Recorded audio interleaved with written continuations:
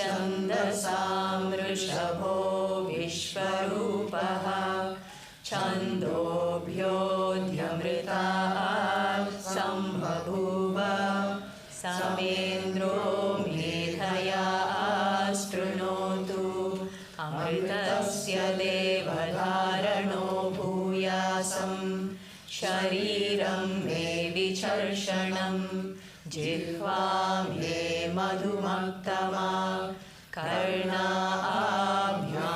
भूरि विश्रुवं ब्रह्मणः कोशोऽसि मेधया पिहितः श्रुतं मे गोपाय ॐ शान्ति शान्ति शान्तिः ॐ मेधा देवी जुषमाणा न आगात् विश्वाची भद्रा सुमनस्य माना त्वया जुष्टानुदमाना दुरुक्तान् बृहद्वदेम विदते सुवीराः त्वया जुष्टऋषिर्भवति देवि त्वया ब्रह्मा गतश्रीरुतत्वया त्वया जुष्टश्चित्रं विन्दते वसुसानो जुषस्व द्रविणो न मेधे मेधां मयीन्द्रो ददातु मेधां देवी सरस्वती मेधां मे अश्विना उभावादक्तां पुष्करस्रजा अप्सरासु च या मेधा गन्धर्वेषु च यन्मनः दैवीं मेधा सरस्वती सा मां मेधा सुरभिर्जुषताग स्वाहा आमां मेधा सुरभिर्विश्वरूपा हिरण्यवर्णा जगति जगम्या ऊर्जस्वती पयसा पिन्वमाना सा मां मेधा सुप्रतीकाजुषन्ताम् ॐ हंसाय विद्महे परमहंसाय धीमहि तन्नो हंसः प्रचोदयात् ॐ शान्ति शान्ति शान्तिः हरिः ॐ.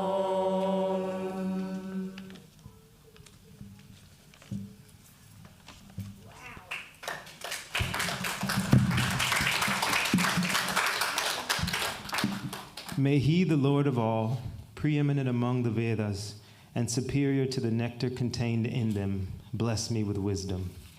May I be adorned with the knowledge of Brahman that leads to immortality. May my body become strong and vigorous to practice meditation. May my tongue always utter delightful words. May I hear much with my ears. Thou art the scabbard of Brahman, hidden by worldly taints, not revealed by impure, puny intellects. May I never forget all that I have learnt. Om, peace, peace, peace. Let the goddess of intellect come here with happiness. She is everywhere and has a happy frame of mind. May we who were grief-stricken before she came become greatly intelligent and know the ultimate. By your grace, one becomes a saint. One becomes learned.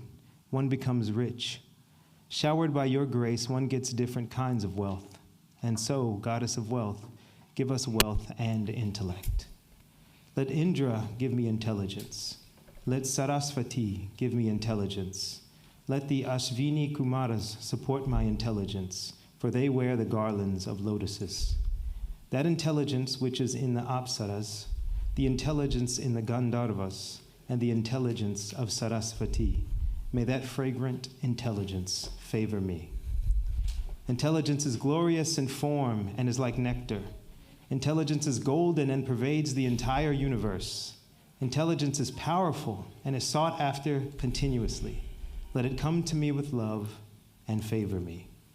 The great seer who recognizes this Hamsa and dwells in that Hamsa is proclaimed as Paramahamsa. Om, peace, peace, peace. So now we're flipping the script here. Usually it's us monks lecturing at you guys, but today we're welcoming no fewer than 16 devotees to come up to the lectern and deliver 5-minute speeches on some aspect of the life and or teachings of Holy Mother Sarada Devi on this very auspicious day. So let's get right into it. I'll welcome first Ellis. He'll be speaking on Viveka, Vairagya, and Grace in Holy Mother's life and teachings.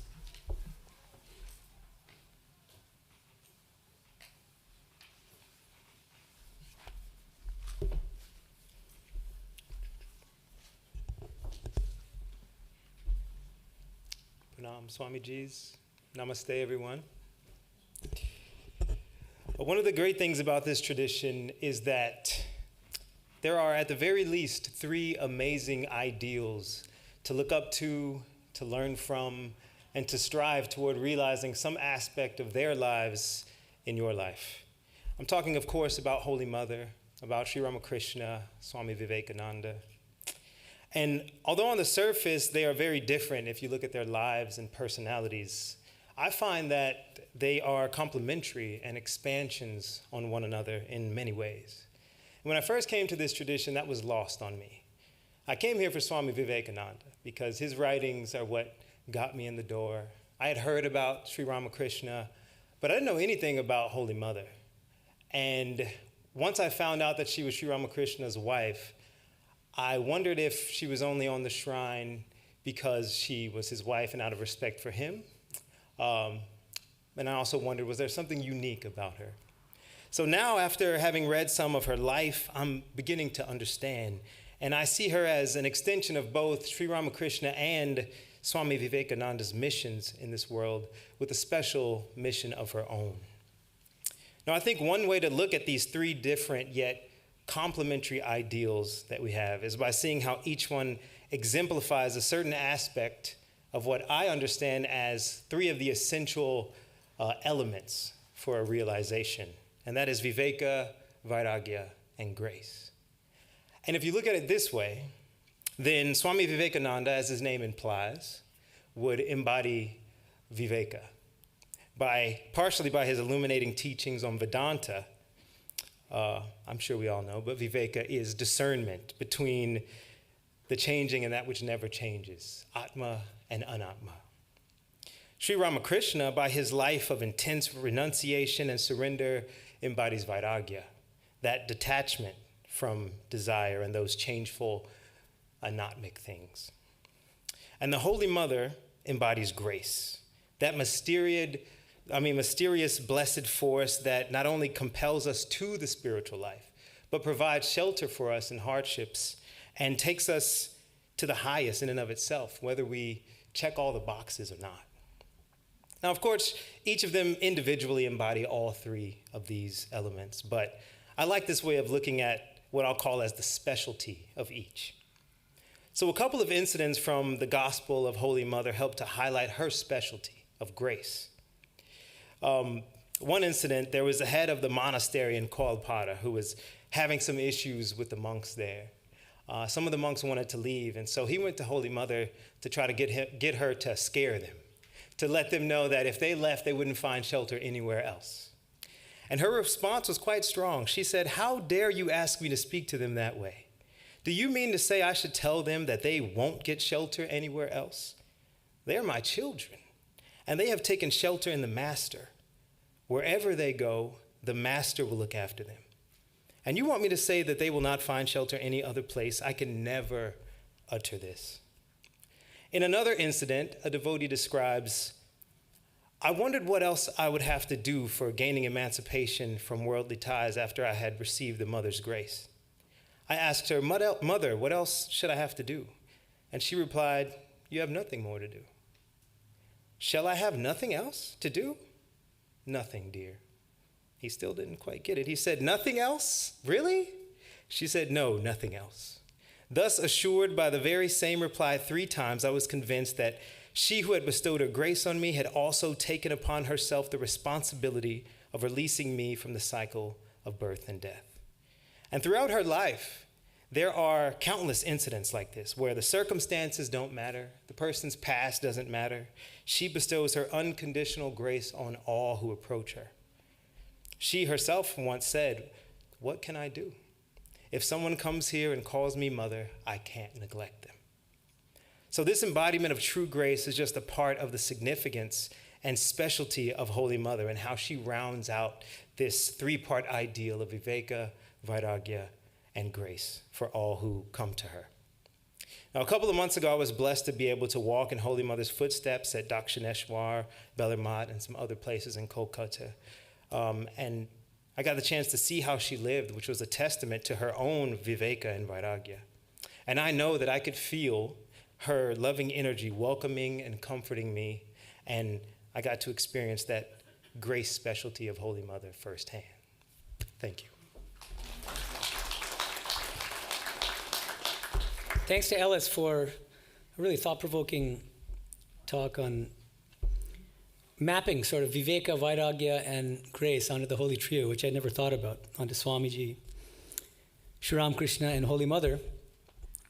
Next, I'm welcoming Parama to the stage. She'll be speaking on Holy Mother and women's education in India.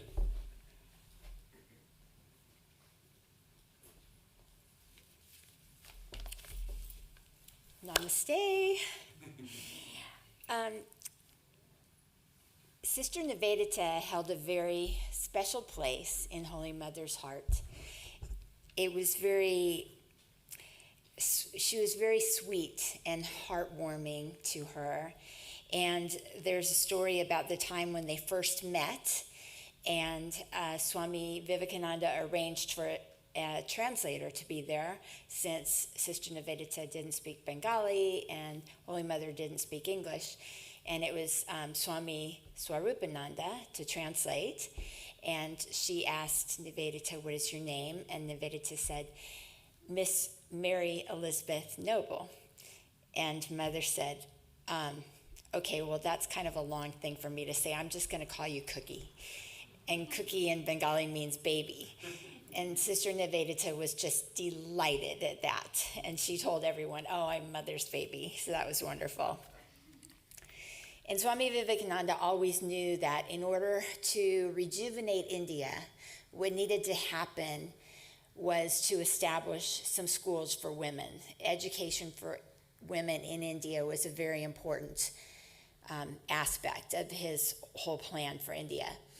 So Sister Nivedita took it upon herself to take on this mission.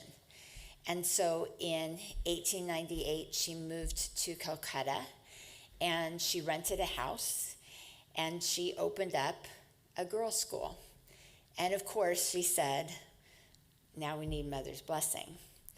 So Holy Mother came, and she blessed the school. She was with Vivekananda and Brahmananda, and they blessed the school. And that became history-making. It became one of the first educational centers for women in India. And the school is still open to this day. It's a part of the Ramakrishna Sharada Mat and the mission there. So that's how Mother helped to provide education for women in India that continues today. Thank you. Thanks so much to Parama for drawing our attention to Holy Mother's very important role in fostering women's education in India. Next up is Bala. He'll be speaking on Holy Mother, Mother of All. Is Bala here? There he is. Okay. I didn't print, so I have my laptop. It's a huge laptop. Yeah. Respected Swamijis, Matajis, and dear friends, thank you, Swami, for giving this opportunity. It helped me to think of Mother more in the last few days. Otherwise, I wouldn't had this. This occasion was very helpful for that. to me, one thing that appealed from very beginning before I came to Ramakrishna Math and read material about Mother and Sri Ramakrishna's life is how Mother showed her motherhood, and so I'm going to read few incidents from her life.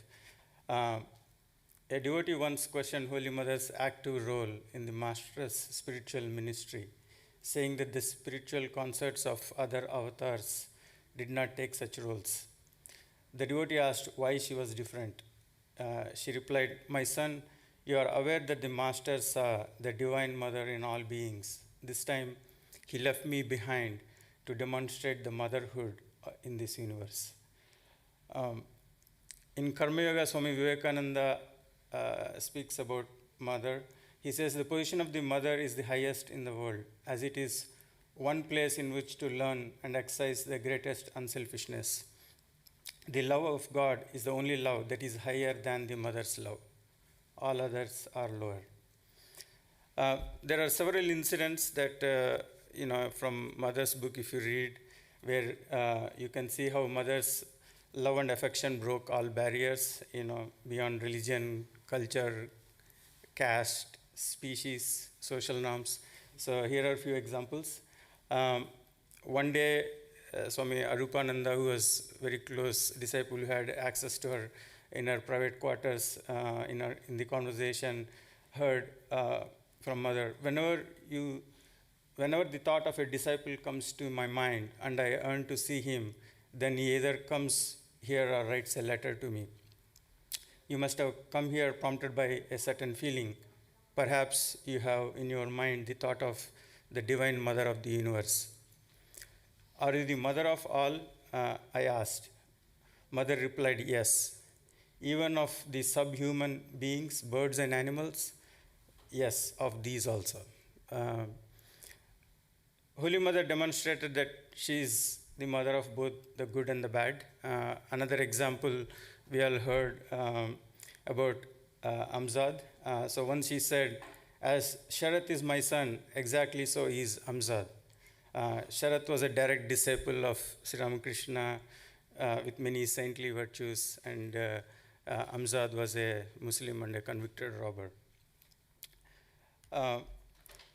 In another example, she had many Western devotees, but I like this other example around how she saw even Westerners and foreigners as her children. Once Swami Ishananda recalled, once during Durga Puja, the mother gave me the responsibility of buying clothes for her nephews and nieces. I bought clothes made of coarse native cloth, but the girls did not like them. They wanted the fine English stuff. Irritated, I told them, these clothes are made in England. Do you think I'll buy those foreign goods? The mother was seated there and she listened to the discussion. Then she said with a smile, my son, the English people are too my children. I must live with all. I cannot be exclusive. Here is another example of a cat. This is Radhu's pet cat. So Radhu had a pet cat and mother arranged a daily ration of milk for it. It would lie down near mother's feet peacefully and fearlessly. Whenever it was a little naughty, Holy Mother would pretend that she was going to punish it with a stick. But this would only make the cat creep nearer her feet. One last example. Once the crazy aunt, that is Radhu's mother, was arranging lunch and chased this cat, shouting, I shall kill you. Because it was sipping water from a glass of water she kept for someone, and it did twice. The mother was nearby. She said, no one should not prevent a thirsty animal from drinking. Moreover, the cat has already touched the water. Immediately, the crazy aunt flared up saying, you will not have to show your overflowing compassion to the cat. You have shown enough compassion to people. Why not reserve your kindness for human beings? The mother gravely said, that person is really unfortunate who is deprived of my compassion. I don't know anyone, even an insect, who is not recipient of my compassion. the one thing that I wanted to connect with this as a takeaway, we all know we have mother to go to, independent of our shortcomings and where we are. But we know her last message was, if you want peace of mind, do not find fault with others. Rather, see your own faults. Learn to make the world your own. No one is a stranger, my child. The whole world is your own. And so as I was reflecting on this mother as mother of all, it seems like perhaps the secret is in practicing this message is to invoke that motherhood in us, because you can see how mother made everyone their own as mother of universe. End with a prayer. Ya Devi Sarva Bhuteshu Matru Rupena Samstita Namastasyai Namastasyai Namastasyai Namo Namaha. Salutations to the Divine Mother who exists in all beings as the Mother. Salutations to her again and again. Thank you. Thanks to Bala for expounding on Holy Mother as mother of really all, not just human beings, but even of insects and animals, other animals. Next up is Rai Chaudhary. She'll be speaking on the legacy and influence of Ma Sarada Devi in modern society. This could even be a doctoral dissertation, but she'll do it in 5 minutes.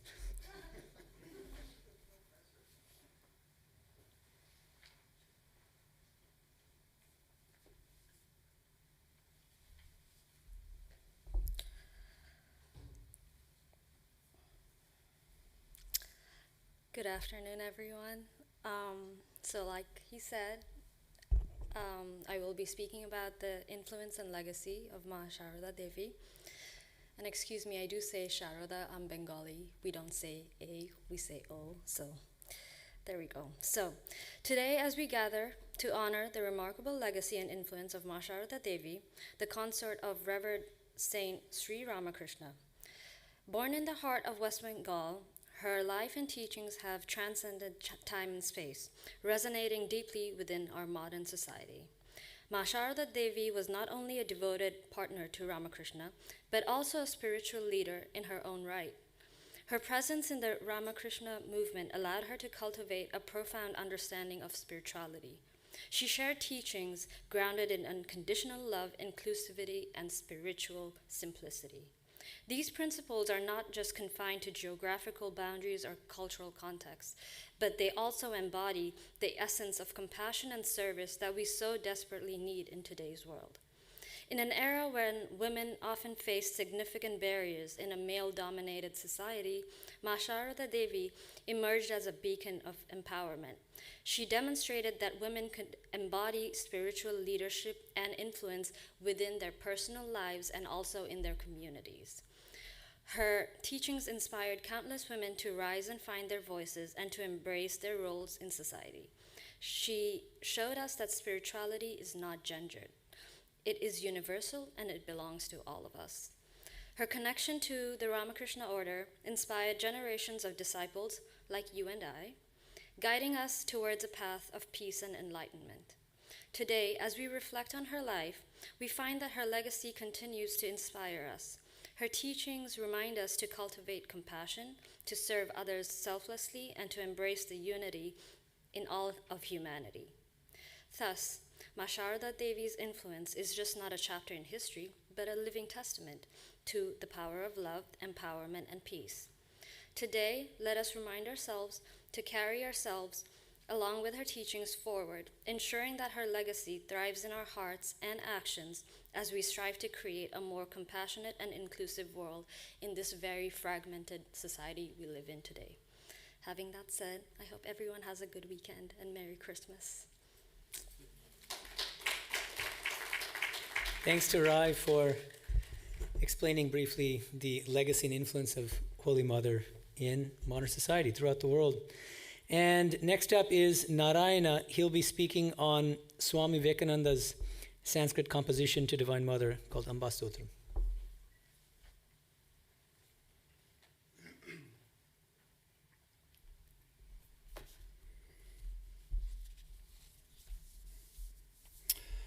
So I have chosen to speak on the Amba Stotram.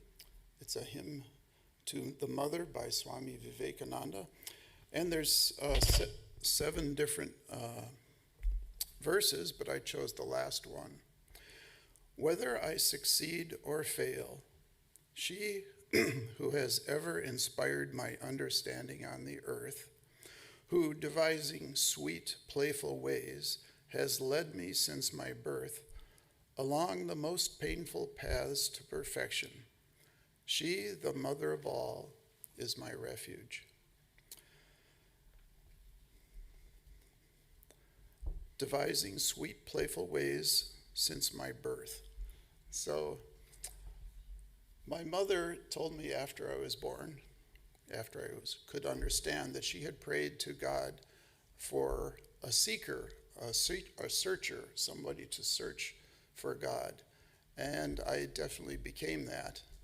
But first I had a wonderful childhood until I went to high school. When I got to high school and in college, I wasn't a very social person, and I had a very strong scientific type mind, and I was very depressed because I couldn't figure out why I was on this planet. What was the purpose of life? And this depression and despair that I felt eventually led me to a spiritual path through Mother's grace. Is the only way I could explain it.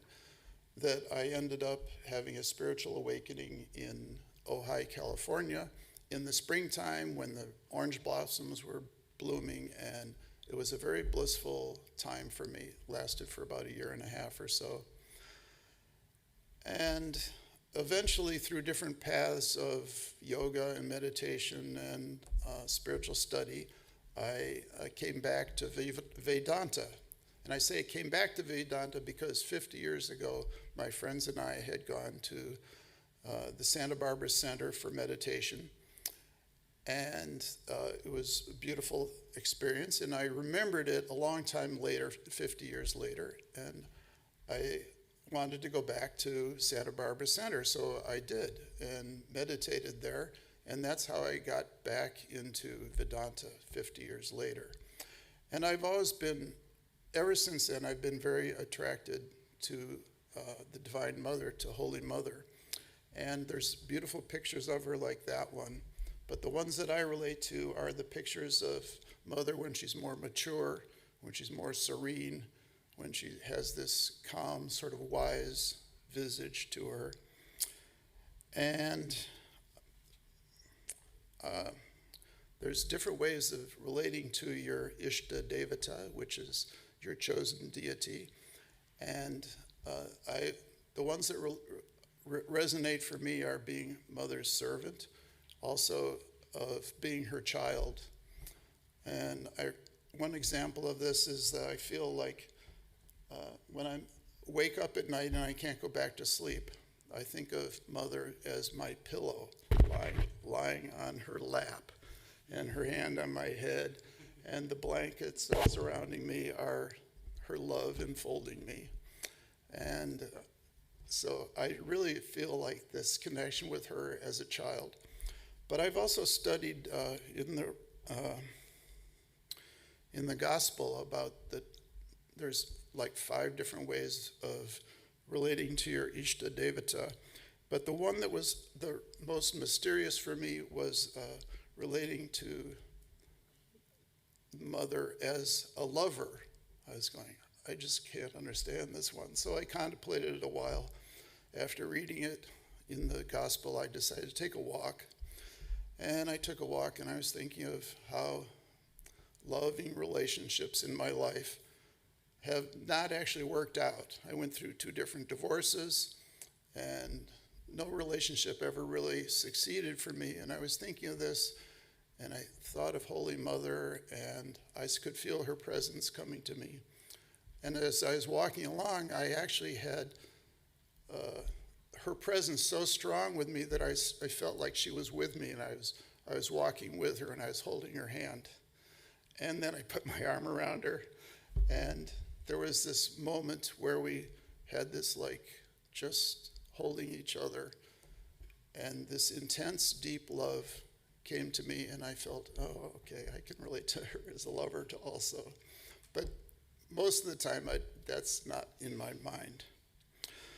So, she, the mother, the all, is my refuge. That's the last line of this verse. Whether I succeed or fail, she who has ever inspired my understanding on the earth, who devising sweet playful ways has led me since my birth along the most painful paths to perfection. She, the mother, the all, is my refuge. Thank you. Thank you to Narayana for that very personal and touching reflection on Holy Mother in his own spiritual life. Next up is Leela. She'll be speaking on Holy Mother's consecration by Sri Ramakrishna.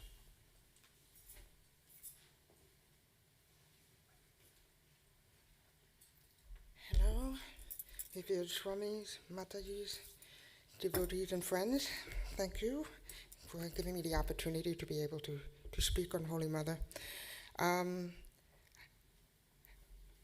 have a specific verse to quote here. As the power to burn dwells in fire, so Sarada dwells in Ramakrishna as his Shakti, the cosmic power.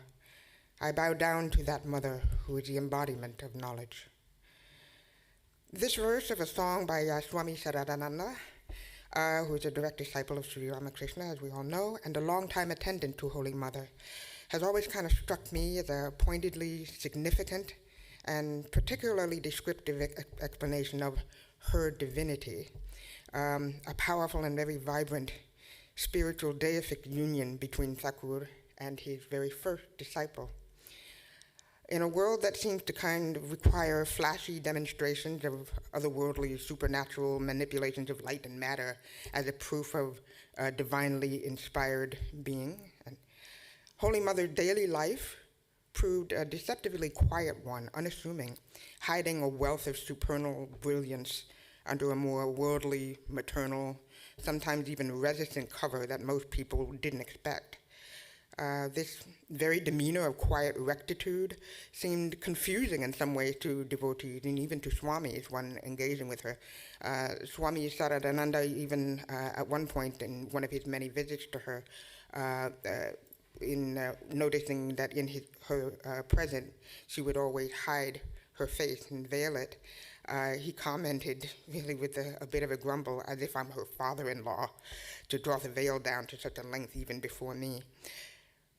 Many of her admirers and even disciples alike often questioned Holy Mother's true divinity when the most apparent presentation of herself was a quiet yet deeply loving, naturally wise but uneducated woman beset by troublesome and very greedy family members who drained her energy, funds, and time, as well as the grief at early death and degradation of loved ones, and yet only a select few from the order and trusted devotees understood that so many of Mother's trials in life, especially at times, for example, when her youngest brother passed away, where the depths of her weeping and sorrow were strikingly balanced by her masterful calm, managing questions on order business, and especially at a moment when, during her younger brother's death, she would put the question of a famous moment when Vivekananda went to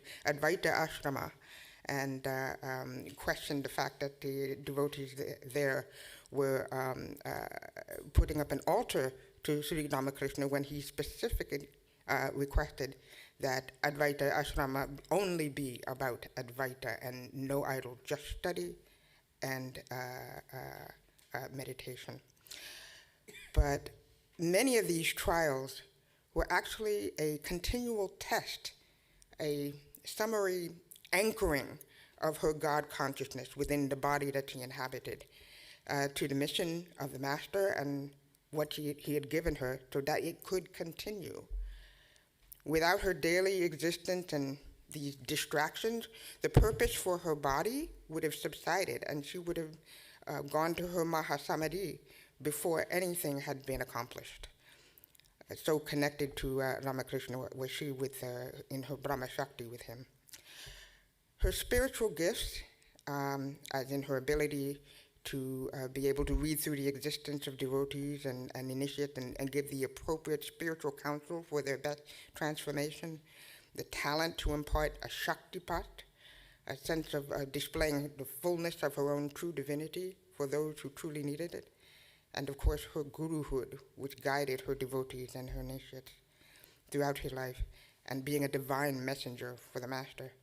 Of course, so much more. They were gifted on about 2 months only in her first return to Dakshineshwar when she was only 18 years old, and joining with her new husband in the Samadhi worship to the divine. There's a specific painting that really strikes me with this eloquent beauty. It depicts Holy Mother and Sri Ramakrishna in Samadhi in the moment of his setting up her up as a target of his puja.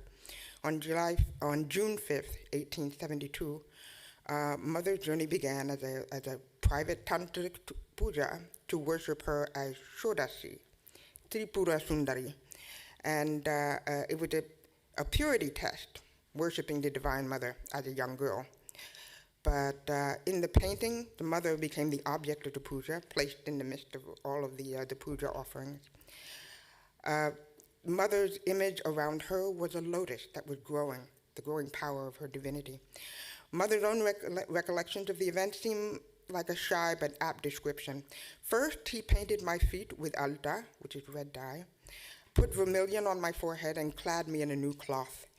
Then he fed me with sweets and a betel roll. I saw him doing all of this, but had no desire to utter a word. I was in ecstatic state and completely oblivious to the external world. Hence, I didn't even know exactly how the worship had proceeded.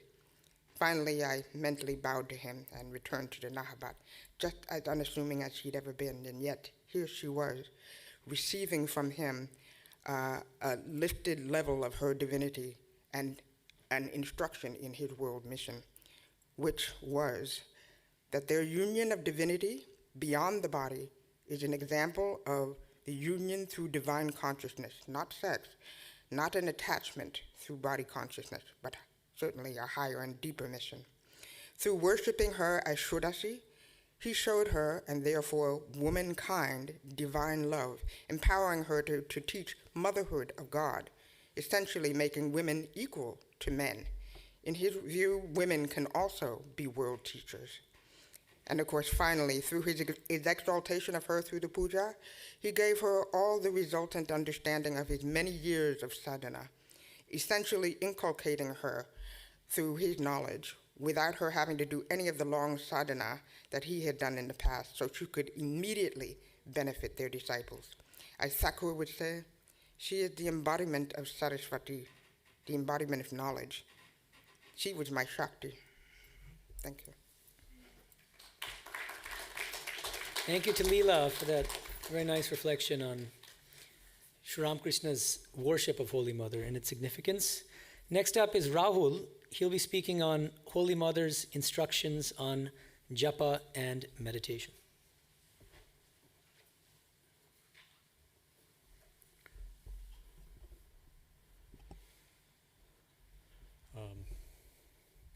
Pranams to the Swamijis and Matajis, and greetings to all the devotees and disciples. So why this topic? I believe Sri Sarada Devi, Holy Mother, was a great karma yogi. She had a lot of duties and responsibilities throughout her life. And her teachings on this topic, therefore, have a great practical significance because they're based on her own life experiences. Unlike Thakur, who was constantly going into samadhi, she had to do so many things around the household, cook, look after the many devotees, and lead the mission, guide many disciples, help with raising Radhu, initiating countless devotees, and so on. So I felt that her teachings on dhyana and japa have significance for householders who have similarly very busy lives. Let me start with one conversation that she had with Swami Vishveshwaranandaji. He says, in Bangla first, আর একদিন জয়রামবাটিতে আমি জিজ্ঞাসা করিয়াছিলাম কি করে ভগবান লাভ হয়, পূজা জপ ধ্যান এসবে হয়, and Ma says কিছুতেই না, which is a very discouraging answer. So he persists, কিছুতেই না, and she says কিছুতেই না, and he persists again, obviously, কিছুতেই না, and she says কিছুতেই না a third time. And then he asks, তবে কিসে হয়? Of course, I've chosen to spoke on the very things that she says don't work, right? She says, শুধু তার কৃপাতে হয়. I think, yes, শুধু তার কৃপাতে হয়. So I think this encapsulates her teaching, and I'll give you the translation. So, sorry, the translation is not fully accurate, but basically she repeats 3 times that none of these methods work. What was his question to her? So the question is, how does one gain God or get the vision of God? Is it through puja, japa, or meditation? And she says, through none of these. And he asks 3 times, through none of these? And she says, through none of these. And then he finally asks, then how does one get it? And she says, it is only through his grace. But then she goes on to add, তবে ধ্যান জপ করতে হয়. So she's not asking us to give up these methods. তাতে মনের ময়লা কাটে, পূজা জপ ধ্যান এসব করতে হয়. So that translates to, but one must practice meditation and japa. These remove the impurities of the mind. One must practice spiritual disciplines such as worship and so forth. And then she gives a beautiful analogy to how one gets the fragrance of a flower by handling it, or the smell of sandalwood by rubbing it against a stone. And so that roughly, I think it captures very well the frustration that a lot of us sometimes face in our practice of spiritual practices like japa and dhyana. But I want to quickly, in bullet points, go over some aspects of her teachings on japa and dhyana. So firstly, the why. She explains that the mantra purifies the body. In her words, the mantra purifies the body. Man becomes pure by repeating the mantra of God. A devotee once took a tiny banyan seed and said to Mother, "Look, Mother, it is tinier than even the tiniest seed we know. From this will spring a giant tree. How strange." And Mother replied, "See, what a tiny seed is the name of God. From it in time comes divine moods, devotion, love, and spiritual consummation." She's also said that it lessens the effects of karma. She says, if you were destined to have a wound as wide as a plowshare, you will get a pinprick at least.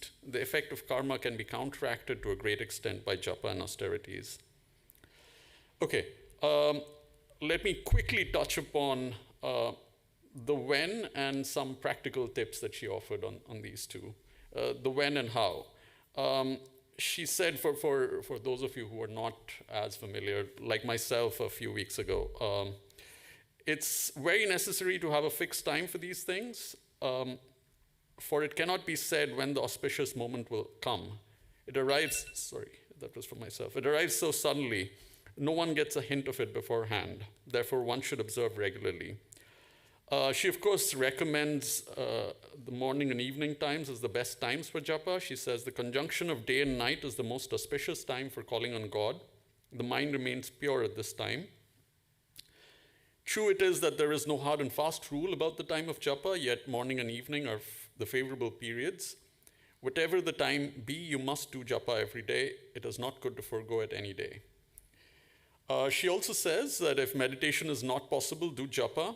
Realization will come through japa. I think this is one of the teachings which I found very striking. I haven't seen this in Thakur's teachings. She says, japat siddhi, japat siddhi, japat siddhi. So through japa alone, you can attain the highest, which is remarkable. And finally, let me just say a couple of other things which I think are practical tips. She does point out that one should be persistent, but she also says one shouldn't overdo it. She talks about, once to a devotee, didn't you notice the other day that a person's brain became deranged because he forced himself to excessive prayer and meditation? And so she says you should start slowly, but persist in doing it. And to those who say that they can't concentrate, she says, repeat the name of God whether your mind is concentrated or not. She says, this was useful for me, don't try to have a fixed number of repetitions in mind. Your mind may be concentrated on the number alone.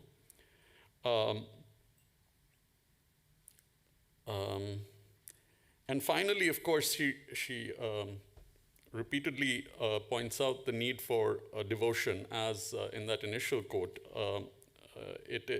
She says, it is, so a devotee asks her, is it of any use to be merely repeating his name without intense devotion? She says, whether you jump into water or are pushed into it, your cloth will get drenched. Meditate every day as your mind is yet immature. Constant meditation will make the mind one-pointed. So in other words, she has a path she offers through japa and meditation, even to the absolute beginner who finds meditation very difficult.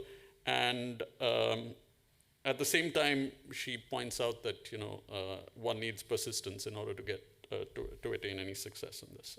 Thank you. Thank you to Rahul for a very nice talk on Holy Mother's teachings on japa and dhyana. And another point is that even in the midst of all of her household activities, she managed to do 100,000 repetitions of the mantra on a daily basis, which is kind of inspiration to all of us. Next up is Tara. She will be speaking on having a personal relationship with Holy Mother and how she teaches.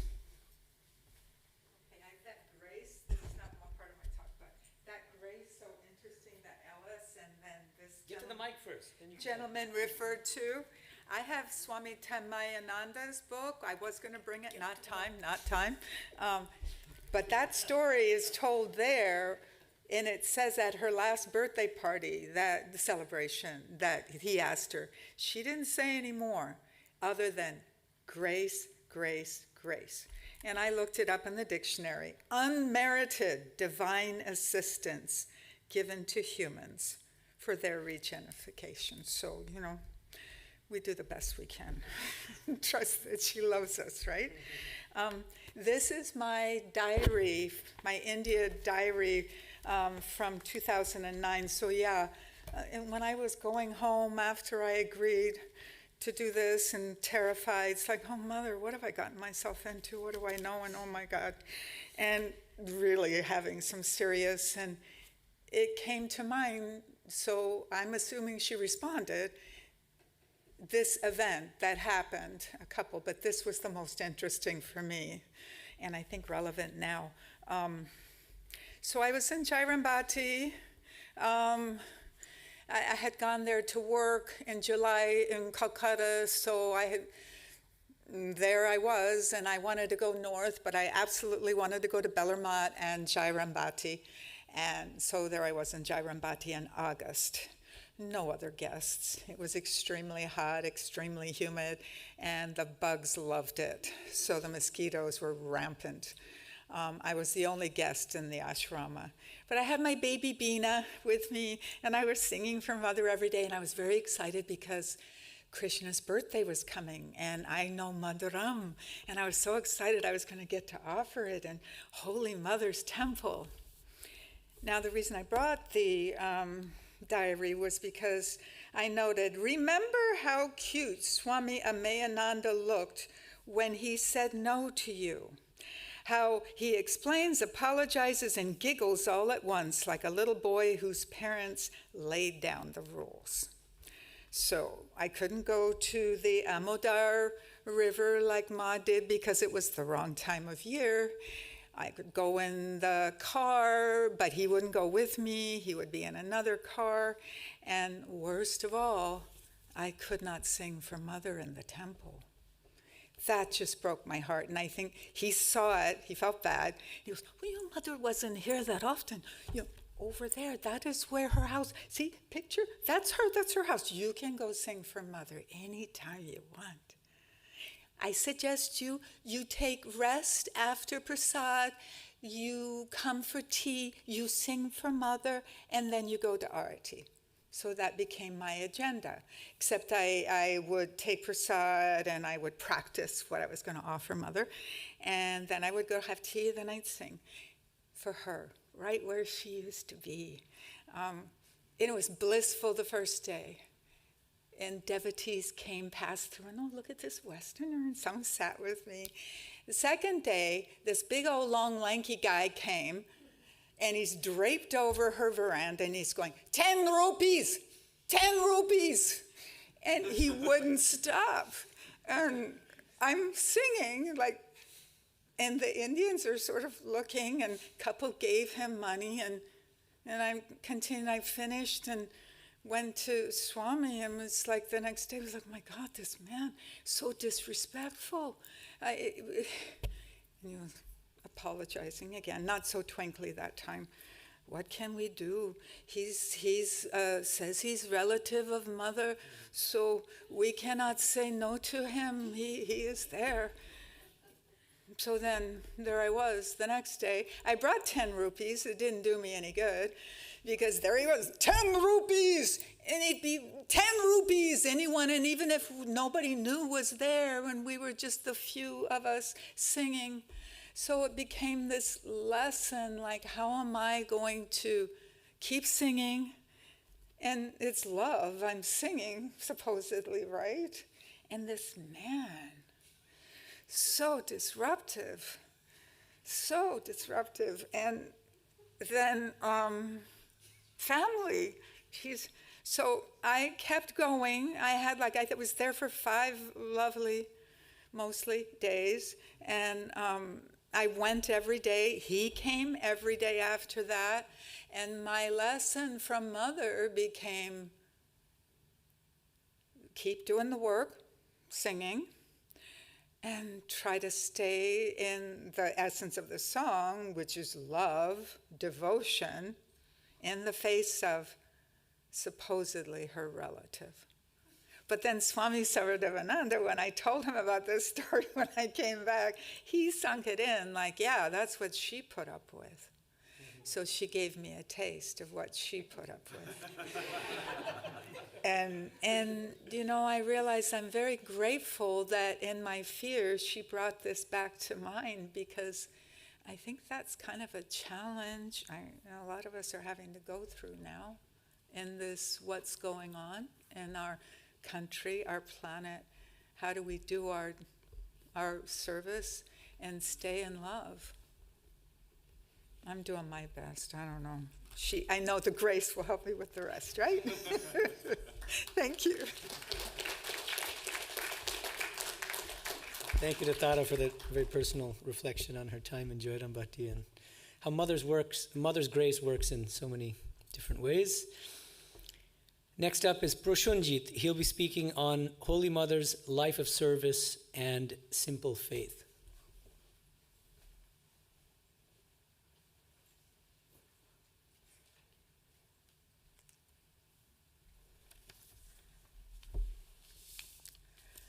Pranams to Swamijis, and thank you for the opportunity to speak. The topic I chose is life of service and simple faith. What you see with Mother, and there's 3 parts to this. First part is, when you say simple faith, everything when you see with Mother is simple, but she is Divine Mother. So I'm going to first start with Mother's divinity, and then quickly go into a few examples of faith that, quote unquote, I do air quotes of simple. They're not simple. She actually realized them. When she said it very simply, so that it's easier for us to practice. Okay, so that's what I'm going to talk about. Before I do, I'm going to start the talk. So, Holy Mother's divinity. In Gita chapter 4, verse 8, Paritranay sadhunam vinashaya cha dushkritam dharma samsthapanarthaya sambhavami yuge yuge. Sri Krishna says, I come back over and over again to establish dharma. And then that was Sri Ramakrishna. He came and he taught us how to devote devotion and jnana, renunciation. Then mother, how does mother come to this world? Chandi 1236, Evam Bhagavati Devi sa nityapi punah punah sambhuya kurute bhupa jagataha paripalanam. The supreme goddess, although eternal, manifests time and again for the protection of the world. That's what Mother Sarada did. And what Mother Sarada taught us is how can we be divine and live a spiritual life while doing everything that we do. So here the examples start. The first thing she talked about over and over again is discipline, the value of routine and discipline focus. So these are her words. My child, it is great fortune to have human birth. One must call on God wholeheartedly. One should practice hard. Is it possible to achieve anything without intense discipline? One should make time for spiritual practice even in between daily chores. One should practice japa, meditation at regular times. One day, and this is a wonderful example for all of us, one day I felt a little indisposed and left the bed rather late. The next day, I woke up still late through laziness. Imagine Holy Mother talking about laziness. Gradually, I found out that I did not feel inclined to get up early at all, like all of us, right? Then I said no to myself. This is Holy Mother. This doesn't get any better. I mean, she's saying, she realized, she said to herself, at last I have fallen victim to laziness. In Raja Yoga, one of the things, obstacles to meditation is laziness. Thereupon, I began to force myself to get up early. Gradually, I got back my former habit. You read Atomic Habits, this is Mother teaching us the power of habit. Okay, so the next thing, this is the focus. The next item I'm going to talk about is attitude towards work. So she followed a very selfless service without any attachment, any attraction. This is like incredibly important. She used to get up at 3 in the morning when she was in Jarambati. She used to get up at 3 in the morning, 1.5 hours in meditation and worship, cooking for master and devotees, carried food tray to the master, diverted his mind with light talk. At 1 o'clock, a nearby factory alarm would go off and she would have a lunch at that time. She would again meditate in the evening and go to bed at 11. So she was sleeping for 4 hours in Nahabad, which is such a small place. At Jairambati, Swami Sarvadevananda mentioned, this was her routine. After waking up, she would wake up master, put picture on the altar, then she would take a bath, prepare Thakur's worship. For Thakur's worship, she would cut the fruits, get the food offering ready, and then she would distribute prasad, then she would help with the cooking and also feed the devotees. If she can do all of that and do japa and meditation, we have absolutely no excuse, absolutely none. So now I'm going to switch to the last part. Swami Arupananda, this is actually one of my most favorite examples in Gospel of Holy Mother. All his conversations are really good, but Swami Arupananda talks about Mother's grace. Some of us talked about it, but I want to talk about a specific section that's like one of my favorites. And this is where, this will be the last thing. Swami Arupananda is having a discussion with her. How does one get love of God? Mother says, the grace of God is the thing that is needed. One should be fit to deserve the grace of God. Disciple, how can one speak of deserving grace or not deserving? Grace is the same for all. Then Mother says, one must pray sitting on the bank of the river. He will be taken across in proper time. It's a balance of effort and grace, right?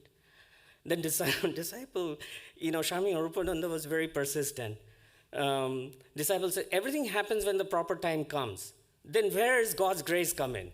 Mother says, must you not sit with the fishing rod in your hand if you want to catch the fish? Swamiji says, Swami Sarvadevananda goes, if God be our own, why then should one sit and wait? And Mother goes, that is true. It may happen even out of season. Don't you see nowadays how people get fruits and mango out of season? Then Swami Sarvadevananda takes it further. He says, is that all that he sends us away, giving us what we deserve? Or can we get him as one's own, very own? I want to pause a little bit for a second. I mean, how many of us truly want God to be our own? I call it simple faith, God to be our own. Like, this is what we need. Tara raised her hand, by the way. I know, I'll finish it quickly. After arguing that, so Swami Sarvadevananda knows he was arguing. So he goes, okay, after arguing such, he finally says, Mother, all that I want to know is whether there is anyone whom I can call my own. She says, yes, such a one exists. Disciple, surely? She says, yes. Then he goes, if he really be our own, then why should we pray unto him? One who is truly our own would come to me even if I did not call on him. Right? Some of us may have that question. And Mother kindly says, yes, that is true, my child. He himself has become our father and mother. He himself brings up as our parents. This is the last question. Shall I realize God as really my own? And then her final word, yes, surely you will realize him.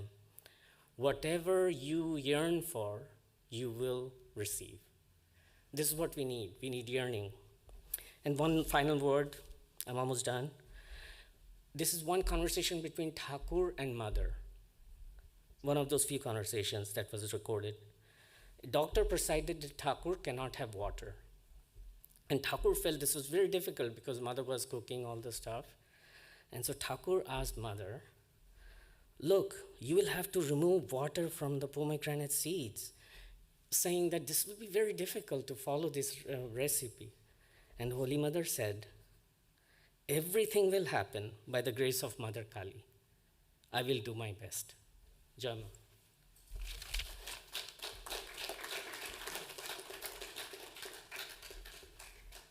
Thank you to Purshanjit for that very nice reflection on.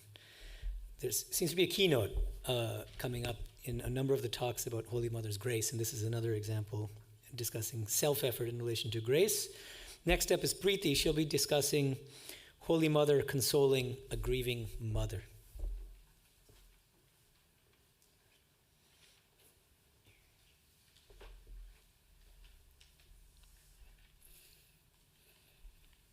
So the incident that I wanted to talk about today is an incident I believe that occurred at Jarambati, where there was an older woman devotee who came to see Mother right after losing her son.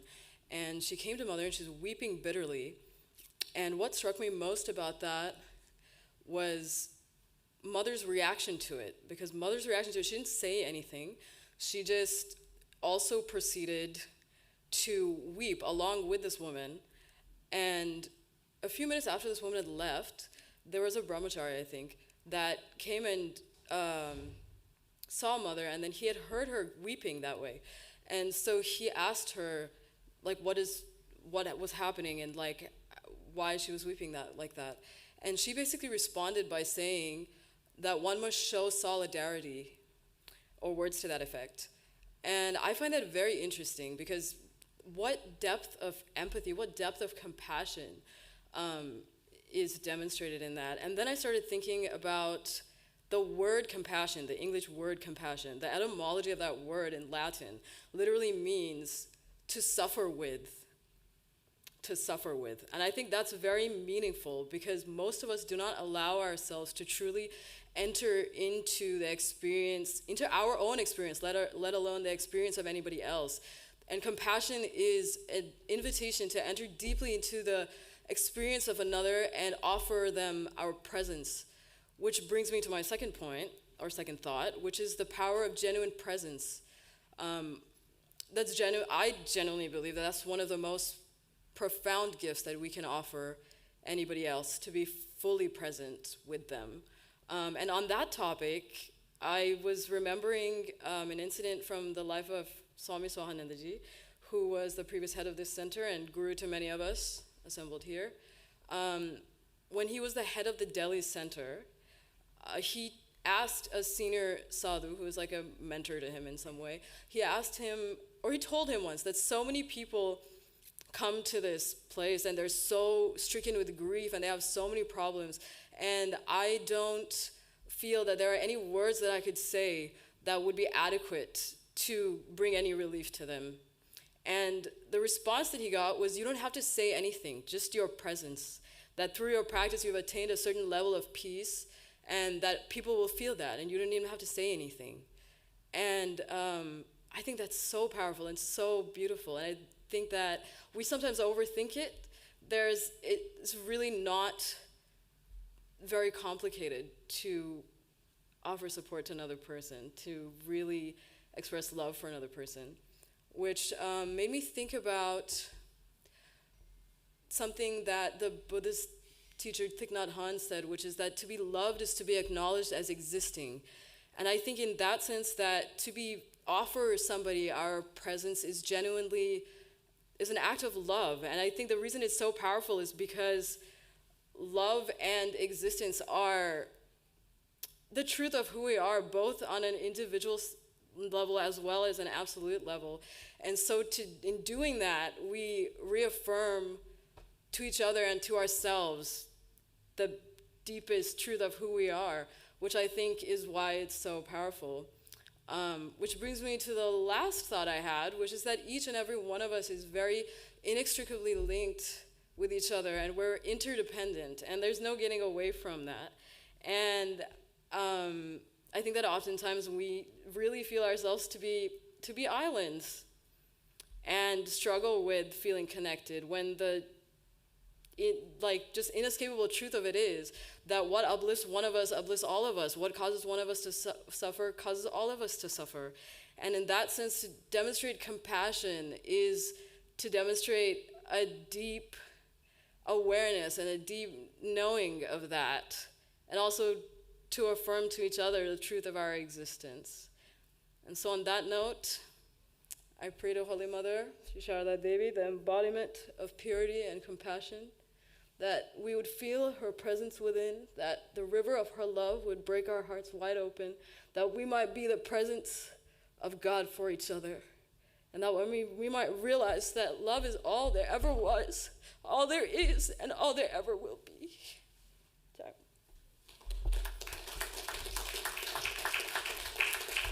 Thank you to Preeti for that very moving talk on Holy Mother consoling a grieving mother by just sharing her own pain and suffering and being a presence for her.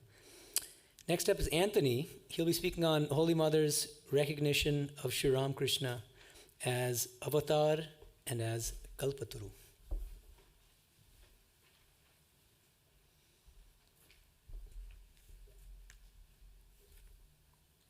Thank you, Swami. When Swami responded to my topic by saying, "Excellent choice," I should have realized I'd gotten myself into something. So now I'm going to do my best.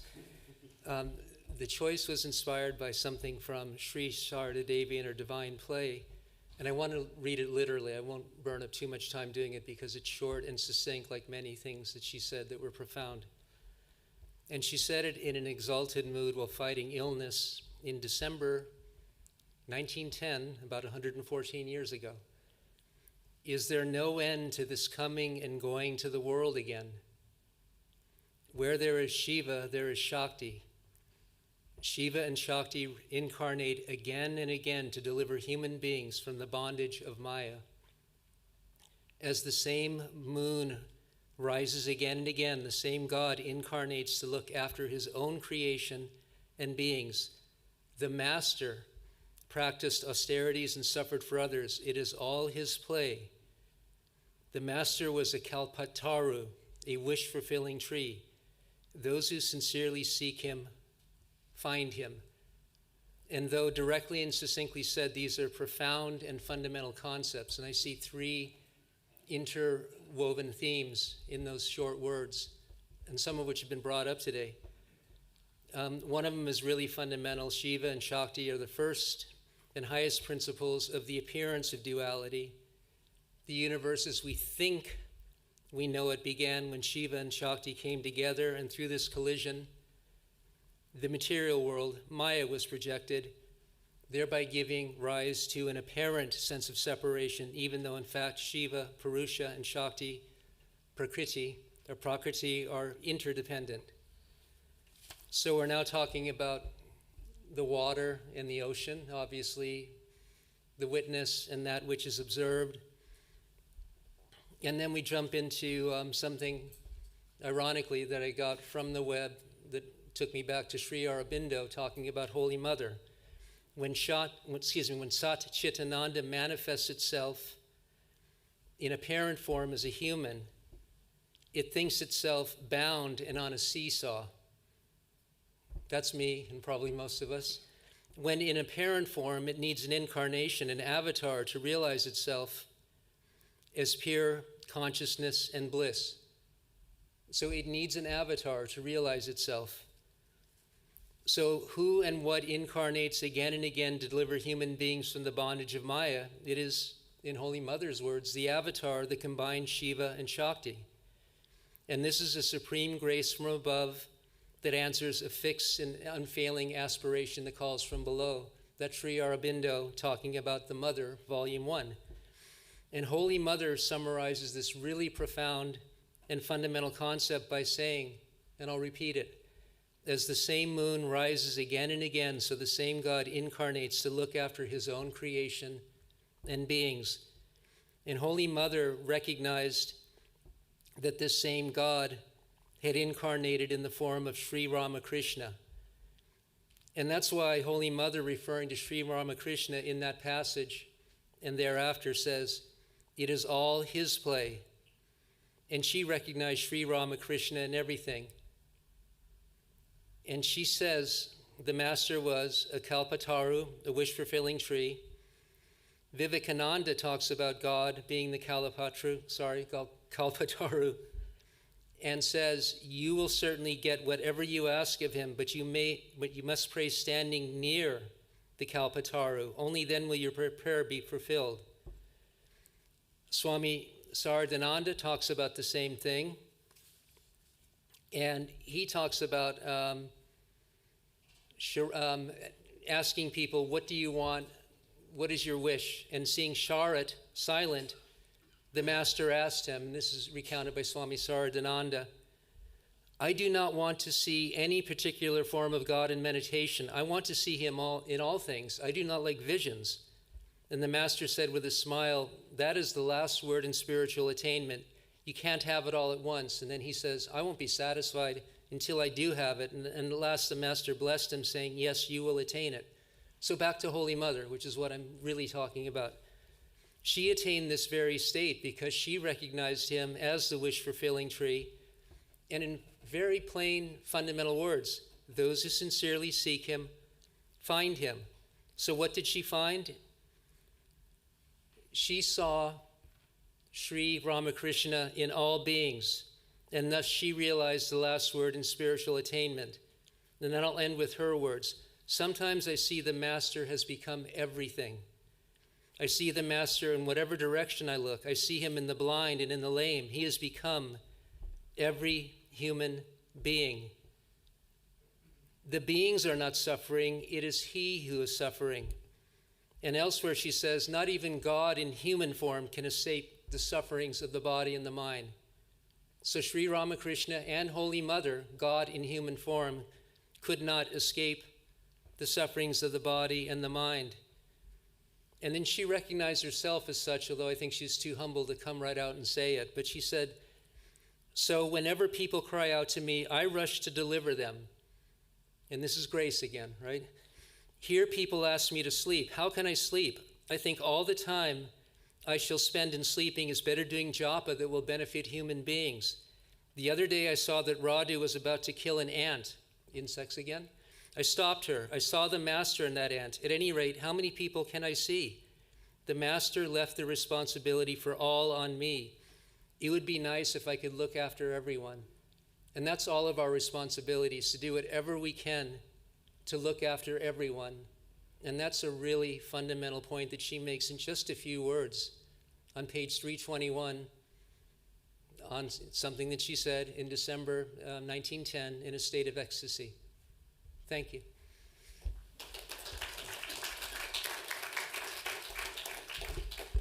Thanks so much to Anthony for talking about Holy Mother as a Vijnani, somebody who saw God in everything and everyone. Next up is Birgitta. She'll be speaking on Holy Mother's prayer for absolute purity.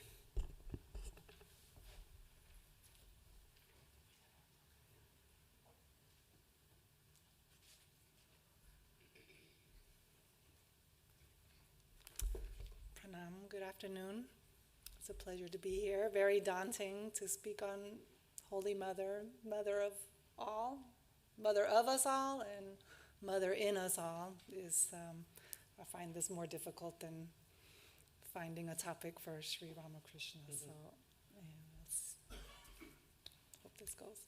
So, yes, my chosen topic is the prayer of Holy Mother. But before I state her prayer, I just have to throw in my own prayer that I will only say things that are pleasing to her and cause no offense to her or anybody. Let's see.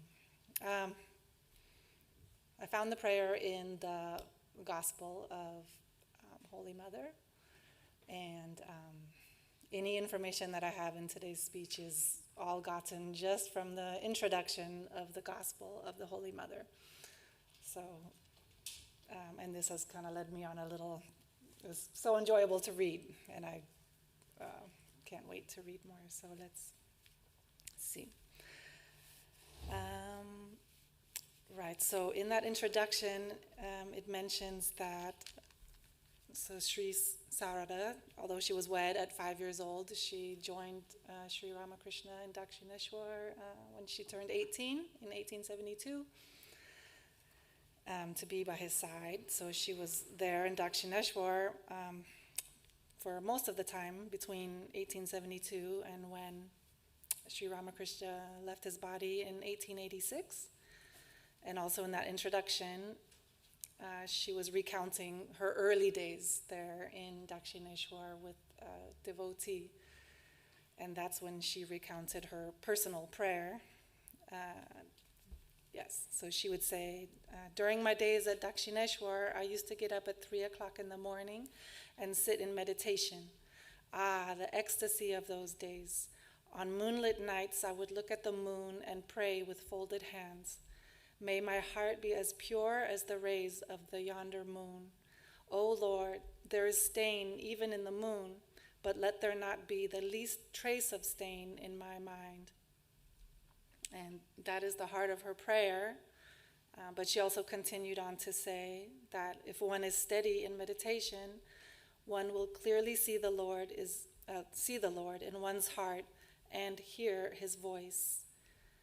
And again, later on in the same introduction, she also mentions that through that pure mind comes enlightenment. So whether we're seeking a vision of God or enlightenment, then we work towards the pure mind, pure heart.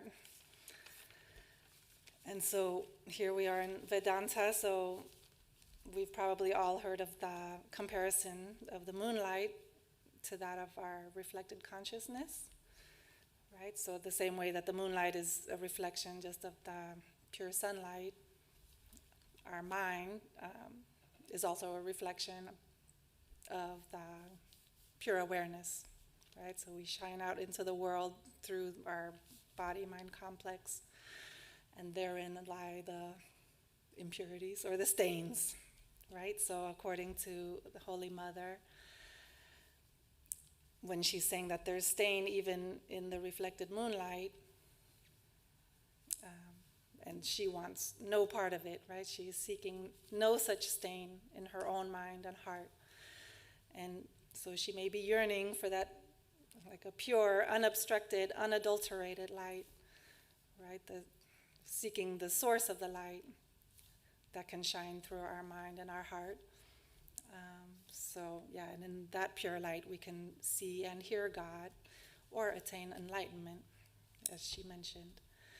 So, thankfully, this prayer came at a crucial moment for me.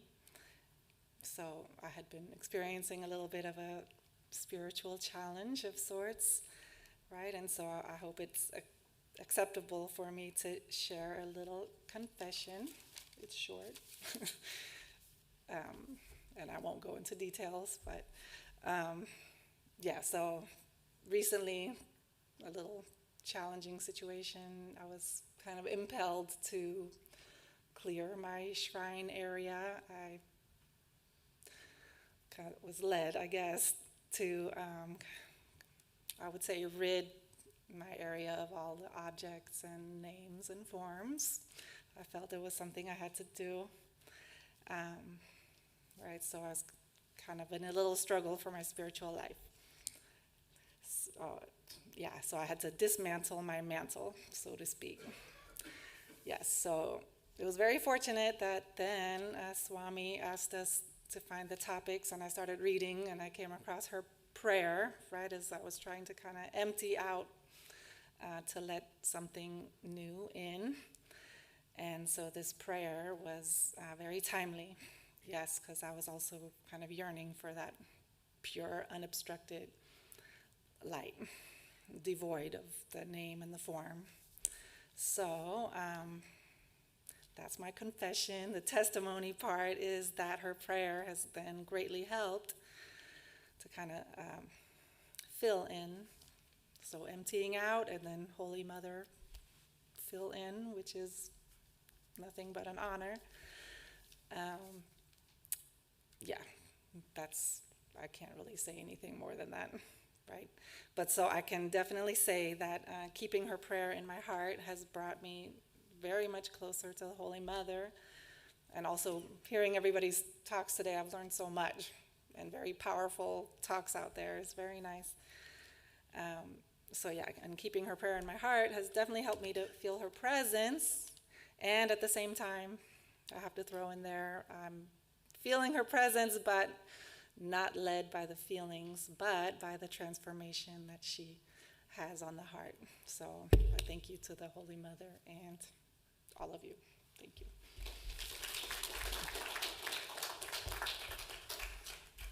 Thank you to Brigitte for reflecting on Holy Mother's prayer for purity from a Vedantic standpoint and from the standpoint of her own personal life.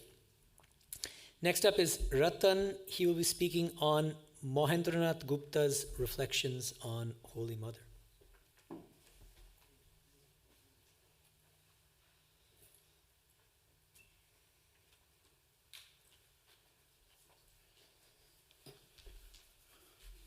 Jai Sri Ramakrishna, Jai Ma, Jai Swamiji.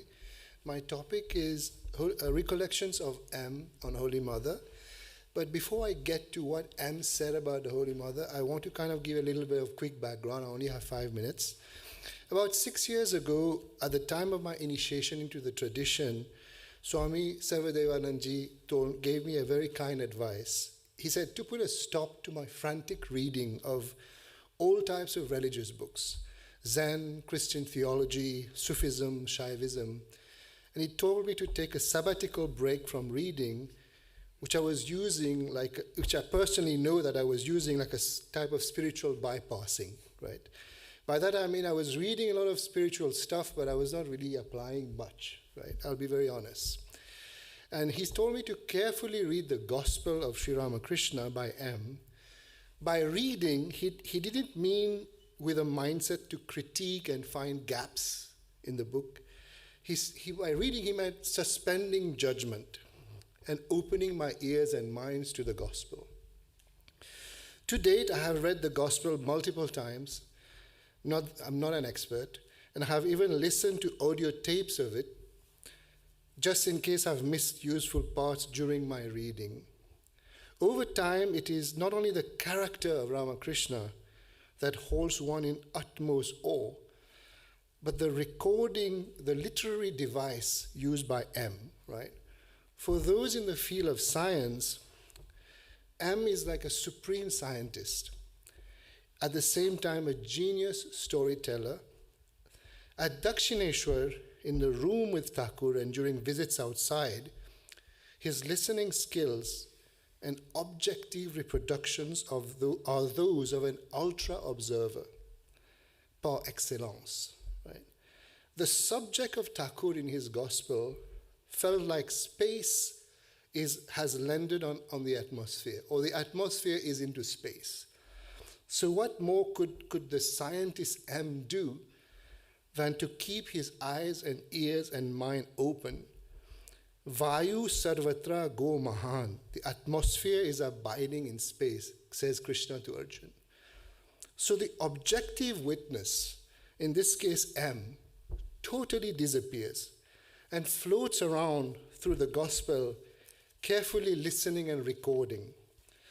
Maybe the only way to approach, intercept, and apprehend a divine being is to become completely absent, to become nothing. How difficult that must be. After the exposure to M, I became an ardent lover of M, right? And started reading many texts about him. The book by Swami Chaitanand led me in acquiring Swami Nityatmananda's 16-volume magnum opus, Sri M, or the Apostle and the Evangelist. The writings of Swami Nityatmananda give a very diverse look of an older, ailing M in his late 70s. In his records, M resides at the Morton Institute, and he's not surprisingly, after all these years, still imbued with deep love for Thakur. He only sees Thakur. It is in the same collections that I found a section where M recounts his memories of the Holy Mother, specifically on 22nd of September 1923, after listening to Swami Arupananda's reading from the Mayar Katha, Mother's Sayings. Mayar Katha, sorry, I don't speak Bengali. In the interest of time, I summarize M's thoughts into short, cone-like one-liners, right? In the volume 3, there's 47 in all, but I'm only going to read a sample of them. All these cones would reveal the greatness of the mother, her supreme wisdom, but also her humor. She liked to have fun too. She was not very serious all the time, right? So I'm going to list some of M's koans on mothers. Mother says, at the end, Thakur reveals himself to the devotee, number one. Number two, someone asked her about pain in creation. She says, even the Creator cannot stop karmic revolutions. There's too much thread on the wheel. Number three, since death is certain, why not visit holy places quick? Number four, works never end because there's too much thread on the wheel. That's why there's always karma, this non-ending karma. She also says, Thakur never caused me any trouble whatsoever. After death, he appeared to me and implored me to worship his Ishta Kavach. He is ever with me. And she also said, as I was a newly married village girl, he prayed to the mother of all to help me. Mother said, a bhakta of Srihat dreamt of me 7 times. Finally, he came. He, meaning Thakur, used to dance and sing, and I would peep through the screen at Nahabat. He would tease me after spending days with handsome men, and he would say, who was handsome, he would ask me. I never felt inconvenience in the small room to breathe.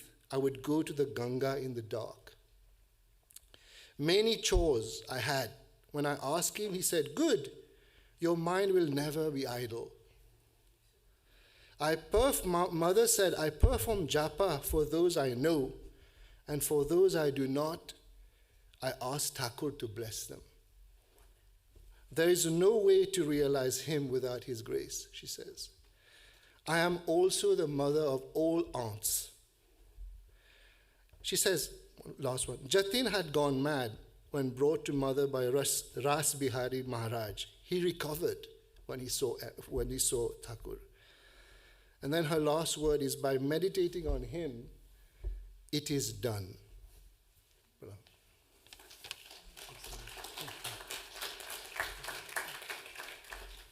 Thanks to Ratan for really, in a succinct way, discussing some of M's unique gems on Holy Mother, Mohanath Gupta. Next is Prabhangshu. He'll be speaking on Holy Mother's time in Kashipur.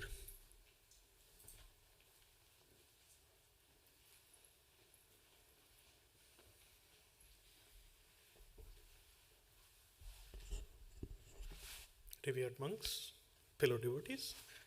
I picked this topic and realized that this is a very important time in this whole series of events that has happened in their lives. It starts with Thakur starting to become sick in the beginning of April 1885, and then him passing away in 1886, August. Thakur went to live in Shampukur and later in Kashipur.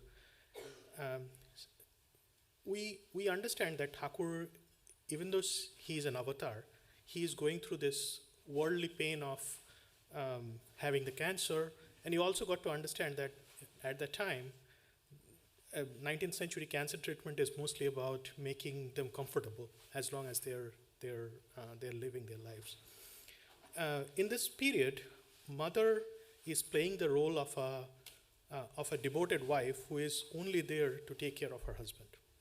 It is all Leela, nothing. They all know it's all true. But she is playing this role of devoted wife who is cooking for him.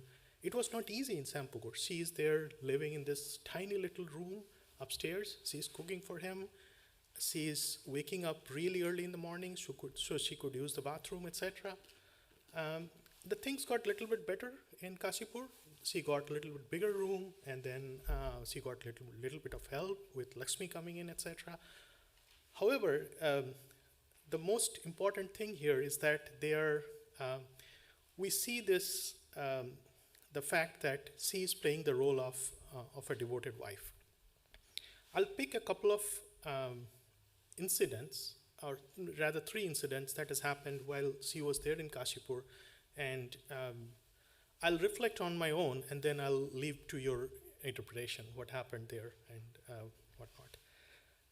The first one was Ma says that some of the devotees went to Dakshineshwar, and instead of bringing the prasad to Ma, they took the prasad to Thakur's picture and then came back. Ma says that it was startling for her, because as if they're doing the puja to the picture, means that Thakur isn't going to be anymore. Again, this is all Leela, right? They all know what's going to happen. But it is kind of a realization that she's allowing us to understand that this is going to happen. And she goes to Thakur. Thakur tells her that, and only once in the saying I, that they are going to take my picture and everybody is going to do the same thing over time. And Ma does that as well. Ma establishes Thakur's picture in Kualpara several years later in 1909. That's one incident. Second is, Thakur's not getting very well, and then Ma at some point decides that she's going to go to Tarakeshwar and go worship Lord Shiva. This is like it is a tradition that they go there and they won't eat anything until they hear something from the god, etc. So she goes there. Even though you see Tarakeshwar, and in today's world, it's not that far from Kashipur on the map. At that time, it's like a day's trip. So she goes there. She doesn't eat anything. She is lying there for 2 days, nothing. Then she hears this sound of in her own. She hears the sounds of pots breaking, earthen pots breaking, and it is interesting that one has to realize that this is in Hindu traditions, breaking of the earthen pots are meaningful. It's tied to the renunciation.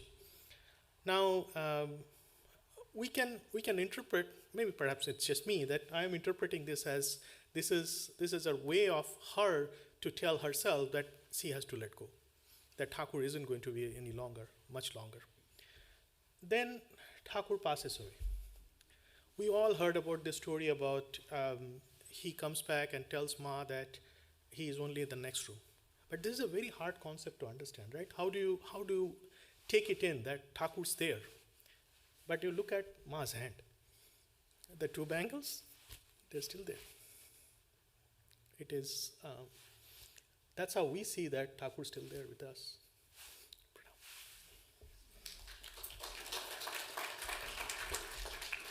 Thank you so much to Prabhangshu for discussing some aspects of Holy Mother's time in Kashipur during Sri Ramakrishna's last days, the last days of his Leela.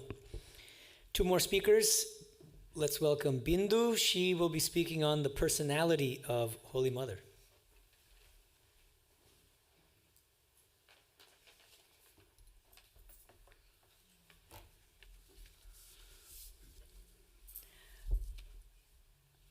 Pranams to Swami Sarvadevananda, Swami Medhananda, all the Swamis and Matajis and fellow devotees. Holy Mother, also known as Sri Sarada Devi, was the spiritual consort of Sri Ramakrishna and a spiritual giant in her own right. Born on December 22nd, 1853, in a poor family in the village of Jairambati, not far from Sri Ramakrishna's native village of Kumarpukur. She is revered for her profound simplicity, boundless compassion, and maternal love. Words cannot encapsulate or even begin to describe Holy Mother's divine personality, but I will reflect on some of Holy Mother's striking traits. 1. Infinite compassion and love. Sri Sarada Devi embodied unconditional love and acceptance, offering solace to all, regardless of caste, creed, or status. She often said, "If you want peace of mind, do not find fault with others," emphasizing forgiveness and tolerance. She was the epitome of vairagya and grace, as Ellis described earlier. 2. Humility and simplicity. Despite her spiritual stature, her enormous spiritual stature, she lived a life of utmost simplicity and humility.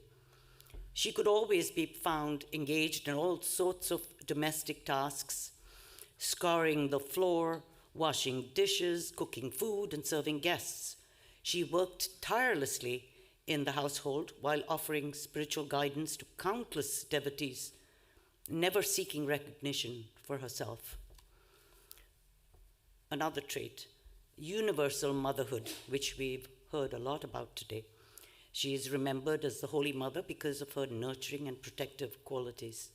She regarded all living beings as her children, saying, "I am the mother of the virtuous, I am the mother of the wicked too." The attitude of universal motherhood made her a source of comfort and strength to her followers. She frequently said, "I am the mother. Who will look after them if not I?" Another important aspect of her personality was her spiritual wisdom and calmness. Sri Sarada Devi had a tranquil and composed demeanor, reflecting her inner realization. Her spiritual teachings were direct, yet profound, often delivered in the form of simple, practical advice. A few days before her passing away, she consoled a devotee who was fearful of losing Mother. Holy Mother consoled her with these words, "Why do you fear? Just learn to make the whole world your own. No one is an alien." When a disciple asked her, "What's the use in repeating God's name if one did not have love for him?" She responded with, "If you fall into the water, whether willingly or unwillingly, your cloth will get wet all the same, will it not?" Another striking trait was her strength in silence. Her silence often conveyed more than words. Sri Sarada Devi endured personal hardships with remarkable resilience, displaying inner strength that inspired those around her. Her life was an example for others to emulate. A disciple once asked her, "Mother, will you please tell something in the way of instruction?" Mother replied, "Don't you see me doing? What else can I say?" Last but not the least was her broad-mindedness, which I was completely struck by. For someone living way back then, for a person who lived more than 100 years ago, she was modern and progressive in her outlook. She favored education of women and took interest in promoting Sister Nivedita's School for Women. When Sister Nivedita came to India, Holy Mother accommodated her in her own room. How could a person from an Orthodox Brahmin family with no modern education, she did not know English, allow a European lady to stay with her? Well, she was tolerant of foreigners. She was tolerant of all people, and even became absorbed listening to Easter music at Sister Nivedita's place. She was a promoter of sustainability and disparaged waste of any kind. I'm sure we've heard a lot of that, even in our places of work. As Swami Nikhilananda writes about Holy Mother, one day she gave a disciple a special dish of food that she had prepared. The quantity was too great. He ate what he could and was about to throw away the rest when the mother asked him to give it to a poor neighbor. Afterwards, she said to the disciple, "We should give everyone his due. What is not edible for man, give to cow. What is not edible for a cow, give to a dog. What is not edible for a dog, throw into the lake for fish to eat, but never waste." As Sri Ramakrishna said about Holy Mother, she is Sarada, Saraswati. She is born to bestow knowledge on others. In her life, Mother is seen as the epitome of divine grace and guiding light for seekers on the spiritual path, teaching through her life and the example of her powerful personality how to live with love, patience, and unwavering faith. Thank you.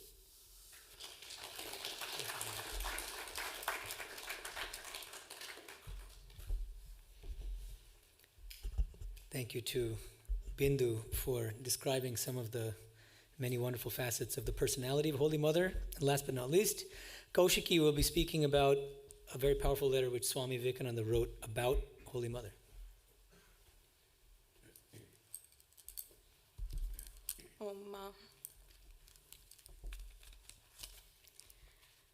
To me, Mother's grace is 100,000 times more valuable than Father's.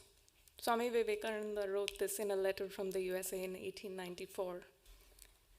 And for me, this has become the mantra for life.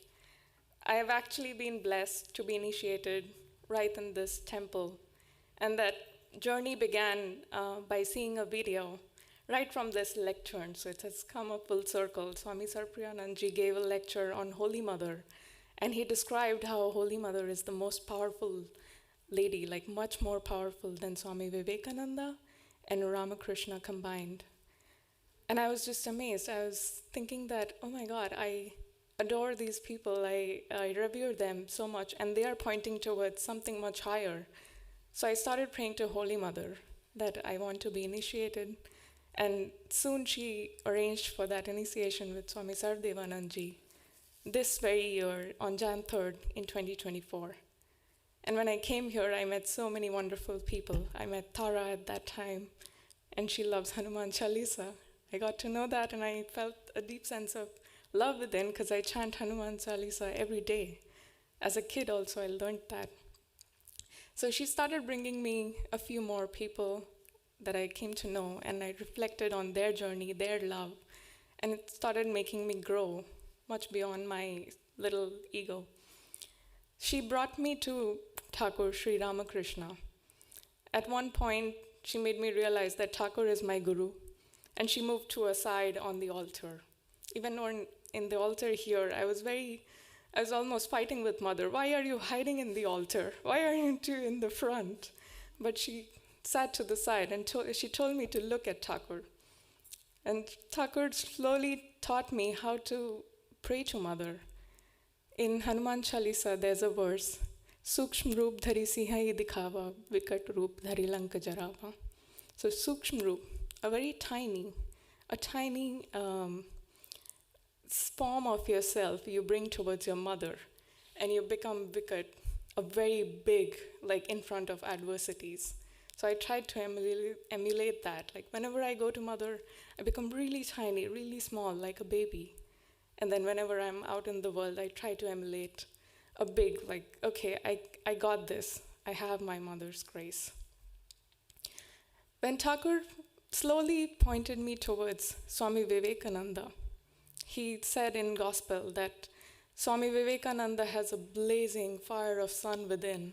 The knowledge in him is shining much more brightly than anybody else. So that brought me to the reflection, okay, I'll start reading about Swami Vivekananda and start reflecting on his words. And Swami Vivekananda on Holy Mother, he writes, "Let Ramakrishna disappear. That does not frighten me. But it will be a calamity if people forget Mother. Don't be angry with me. None of you has understood Mother. Her grace upon me is 100,000 times greater than that of the Master. About Mother, I'm a little fanatic. I can do anything if she gives the order. I shall give a sigh of relief when you purchase a piece of land and install this living Durga there. And this piece of land is Belur Math. Brother, when I think of Mother, I say to myself, who's this Ramakrishna? I say this because of my fanaticism. Whether Ramakrishna was God or man, you may say whatever you like. But brother, shame upon him who is not devoted to Mother." So over here, Swami Vivekananda has told me to again love Mother. But my Swami Vivekananda AI model is completely broken. He didn't give me anything to understand Mother. So I'm understanding her through you, through all your descriptions about her, about the love that she gives, about the compassion, and your reflections are helping me understand a little bit more of her, but I don't think I'll be able to ever grasp her fully, and I can only explain everything else in the world through her lenses. Thank you.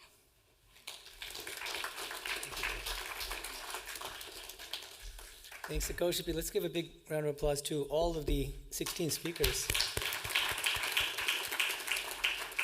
It's really striking that when people speak about Holy Mother, how personal the reflections become. That's something distinctive about Mother, mother of all of us. Closing song will be sung by Shungita Ma. I'm going to read to you. It's a song that's very familiar. It's loved by many of us. Jaya Jaya Janani, a Bangla song. I'll read the translation, and then she'll come up and sing it in Bangla. Victory to Divine Mother. Victory to Sarada Devi, the epitome of compassion. You are the primordial Shakti, the supreme Prakriti, the sanctuary of the destitute. All glory to you, Savior of the world, dispeller of mortal fears, vanquisher of obstacles. You bestow perfection and liberation. You are the ultimate refuge of all beings. You are the universal mother, rejoicing in the prosperity and welfare of humankind. You veil yourself with the grace of modesty. Countless are your children, whether virtuous or flawed, and you shelter them all with boundless love. Glory to Goddess Sharada, who manifested through the ages as Sita, Radha, Mother Mary, Yashoda, and Vishnupriya. You are venerated by the incarnation of this era. You are revered by both celestials and mortals alike. O Divine Mother Narayani, we offer you our humble salutations. Please welcome Shungita.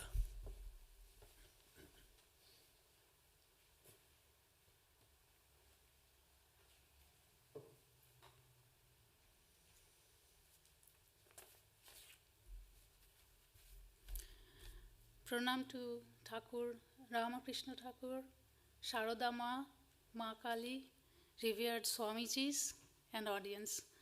So this is a beautiful prayer I'm going to sing today, Jaya Jaya Janani. And I know most of you know this already, so please join me. Jaya Jaya Janani, Jaya Sri Sarada Mani, Koruna Rupini Jaya Ma. Jaya Jaya Janani, Jaya Sri Sarada Mani, Koruna Rupini Jaya Ma. Ada Shakti Parama Prakriti, Ada Shakti Parama Prakriti, Asharana Goti Tumi Ma, Asharana Goti Tumi Ma. Jaya Jagatarini Bhava Bhaya Harini Durgati Nivarini Ma. Jaya Jagatarini Bhava Bhaya Harini Durgati Nivarini Ma.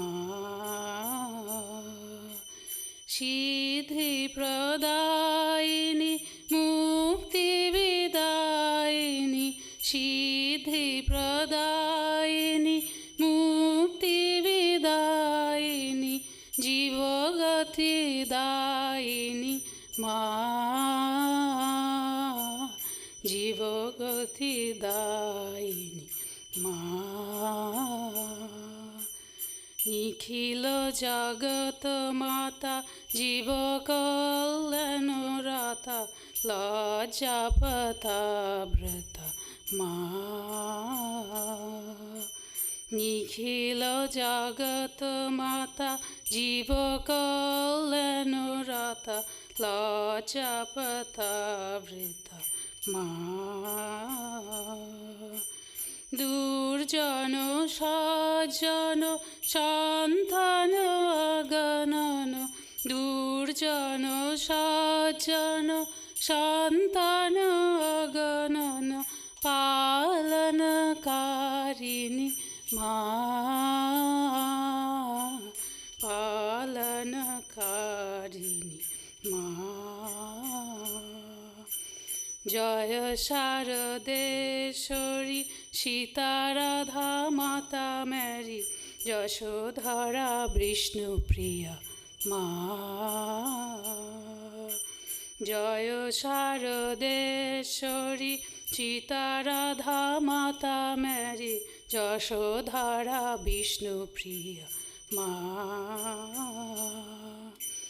Yugadeva Vandita Shuranara Sevita, Yugadeva Vandita Shuranara Sevita, Namo Narayani Ma, Namo Narayani Ma. Jaya Jaya Janani, Jaya Sri Sarada Mani, Koruna Rupini Jaya Ma. Ada Shakti Parama Prakriti, Ada Shakti Parama Prakriti, Asharana Gati Tumi Ma, Asharana Gati Tumi Ma. Jaya Jaya Janani, Jaya Sri Sarada Mani, Koruna Rupini Jaya Ma, Koruna Rupini Jaya Ma, Koruna Rupini Jaya Ma.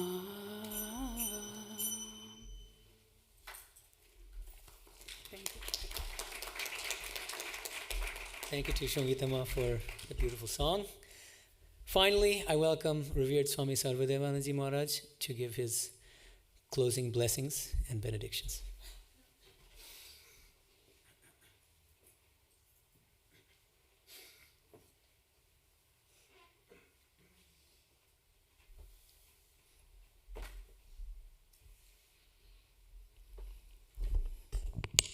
So we had a wonderful time since 3 o'clock. It is 2 hours, but it passed so quickly, and it was so enjoyable to think of Mother from so many directions and angles. It's wonderful that you have studied well, and thanks to Medhananda, you organized all these talents together to bring out their inner potential, and that's a great thing.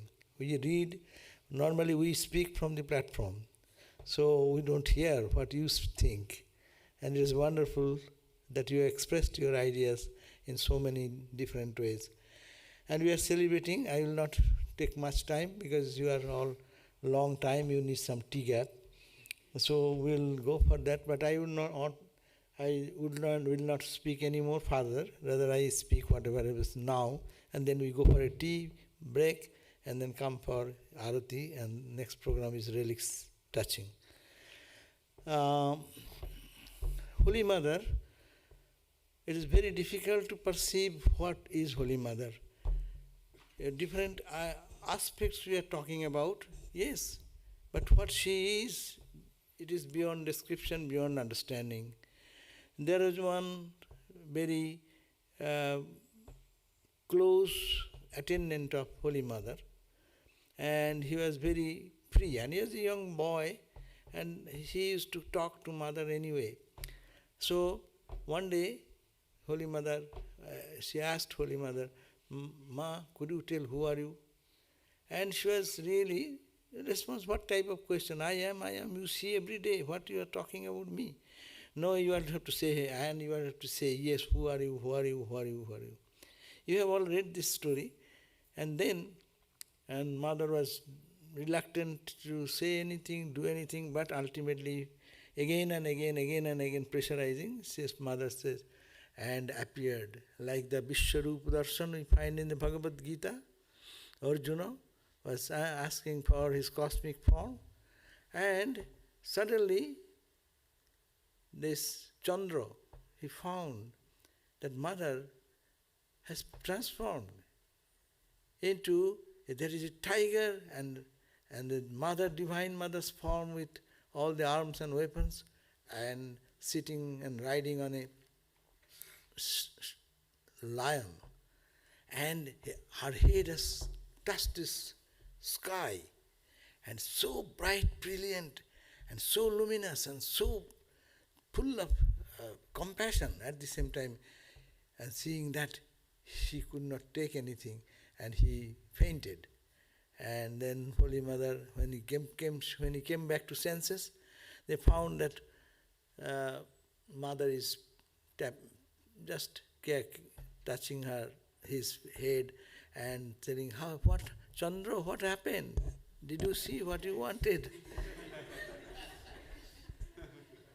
A little glimpse of that experience is so unbearable by ordinary people. So to understand what is Divine Mother, what is Ma Sarada is very difficult. Swami Vivekananda also said that.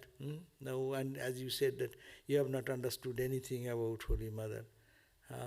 If Ramakrishna goes, just we have heard that quotation just a few minutes before. If Ramakrishna goes, it matters nothing. But Mother is something special for me. Mother first, and her daughters, and the son, and their father and his son will come last. And actually, this is the Mother. It's very, particularly as we always discuss this, that whenever incarnations come, they come with the divine concert. Mostly, excepting Christ and one or the exception, Shankara, etc. But all the incarnations come with their divine concert, Shakti, power. But in every incarnation we find their role is very silent and in the backyard, as if they are no presence. They were there, but there is no importance. We do not know history. People does not recognize and know much of them. But this is the only time when we find in the history of human civilization, there is incarnation come with Shakti, and she is hiding herself under the veil all the time. That is the context she came and the time period she was here. And that is the person, what Ramakrishna said, will you not do anything? The people of Calcutta are like worms. They are crawling like worms. Will you not take care of them? To invoke that emotion in Mother, Ramakrishna was instrumental in that. And that is the way Mother came out. And the tremendous impact of Holy Mother in the hearts of people. Actually, it transforms us. Just we are hearing about first go to Ramakrishna and then to Swami Vivekananda and then to Ramakrishna. But Mother you won't find at the beginning. Very rare. It's so much hiding her majesty and her dignity and her purity and this stainless character, that love personified. This example, every moment of her life was a expression of divine love, divine compassion, divine protection. Anyone, as we hear that someone died and Mother, hearing about the death of the child, she wanted to cry, and she cried more than the mother cried, who lost her own child. So it is that absorbing capacity, the taking away the sin, that is the incarnation's power. And incarnation's power is that they can, by look, by touch, they can do that. And this Sri Ramakrishna is unique, we know, unique in his spirituality, unique in his purity, unique in his ecstatic experiences. This moment, any moment, going to Samadhi is nothing for Sri Ramakrishna. But look at that same spiritual power. More than that, Mother has kept under her control. No expression outside. Expression outside is cooking, chopping the vegetables, taking out the food plates eaten by the devotees, going to the next village to bring some fruits and vegetables for cooking. The Calcutta boys have come for them, rolling the chapatis. You don't find anything extraordinary there. But what a great, great, great spiritual power, that keeping under total control, that extreme divine power of Samadhi, even subduing that. It's a great power. That's why you call Sri Ramakrishna's power. Mother's power is much more. And Mother is in the heart of all. And Mother is we understand Swami Vivekananda, who can stand before Vivekananda, his argument, his understanding, and he has to fight. Ramakrishna has to fight with him, or Vivekananda fought with Ramakrishna for years and years, no? And to convince what Ramakrishna wanted to convince. But you find what a power we can see, that Swamiji never argued with Mother. Mother's word is the last word, nothing more. Ma said, that's all. You know that story. Many stories are there. And Mother never, it is surprising what Swamiji said. Mother also supported that idea. In the story of Advaita Ashram in Mayavati, you all know that story. Just where someone referred today also, that is the only place where the Advaitic sadhana, non-dual spiritual practice will be there. Westerners devotees will come and sit here and see the vastness of the expansion of the Himalayan range, and there they will be meditating in the infinite absolute. No worship of gods or goddesses or forms. So one of the disciples of Swami Vivekananda himself, he was there and he put a Ramakrishna's photograph and put some flowers and incense. And Swamiji wanted to go to each room and found that the Ramakrishna's photo is being worshipped there. And he didn't say that don't do that, but he said, I thought that there will be one place where God will be worshipped in the absolute way, and then this Buddha, this old guy has entered here also. But whatever he said, and that became, and confusion, it created a confusion in the mind of the greatest talented people of the time. And then, who will solve this mystery? What Vivekananda is right or wrong? Ramakrishna, Guru, Vivekananda's Guru is Ramakrishna, and he is against saying that putting flower at the feet of Ramakrishna is something sacrilege or what? And then they wrote to Holy Mother, and Holy Mother said, yes, Sri Ramakrishna was Advaita, and you are their children, you are also Advaita. And what Naren has said perfectly right. Mother's comment came, and everyone accepted that. No more doubt till now. There is no worship of any formal worship of in the Mayavati.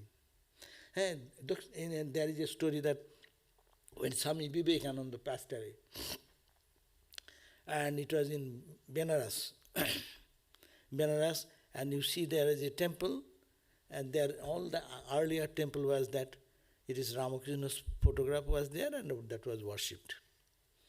And the night Swamiji passed away, 1902, 4th of July, then in Belur Math, there was message went to Benares, and Swami Shivananda Maharaj was there, Mahapurush Maharaj. And when he first heard that sudden demise of Swami Vivekananda's leaving the body, he was so shocked. And he had in his room one photograph of Swami Vivekananda. And he took that photo and put in the same level where Ramakrishna's photo was worshipped. He moved Ramakrishna a little on the left side or right side and put Swami Vivekananda's photograph there. And that created a big commotion. Hare, Ramakrishna is the guru. His disciple is Vivekananda. How can you put them together? You should keep one in the Indian tradition, hierarchy should be there. Ramakrishna Guru, and you are putting his disciple in the same level. But Mahapurush Maharaj has done such a spiritual person, so everyone is gossiping behind, hey, what is this, what is going on, this and that. And some of them then wrote to High Court, Supreme Court, that is Holy Mother. They wrote to Holy Mother, see Swami Vivekananda passed away, we are very much broken in our heart, but at the same time we are surprised that Mahapurush Maharaj, we cannot say anything, he has put Ramakrishna's picture and the same level Vivekananda there. What is this? And the Holy Mother's response came,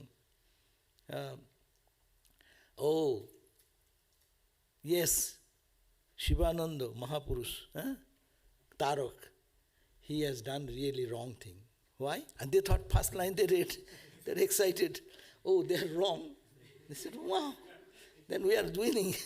Next line he said, had there been Ramakrishna, he would have put Vivekananda on his head.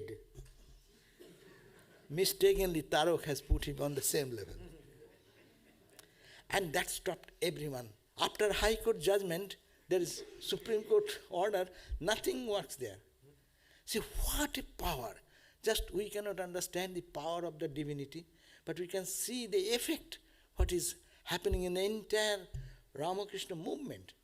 Mother said any word, that's all. You know this story, there was one poor guy working in the Belur Math and a cook, and he used to steal something because he is poor and he wants to save for his family. And he was caught, and then the sadhus got mad, and Vivekananda was there. He said, this guy should be removed. So he was thrown out, get out. So he got out, but he knows there is Holy Mother. He went crossing the boat on the other side, and Udbodhan went there and fell at the feet of Mother. Ma, you see, I did some stealing. Yes, my family is so poor. What can I do? Ma, I will not do anything. Please help me. Otherwise, my family will be starving. And then Baburam Maharaj went there afterwards from Belur Math to see Mother and to salute and have something to do. Seeing Baburam Maharaj, Premananda, Holy Mother said, hey, Baburam, please come. This boy, he has committed some mistake, but he is a poor guy. Please take him back and reinstate in the job. And then Baburam was in trembling because he thought that I will have to face Vivekananda there.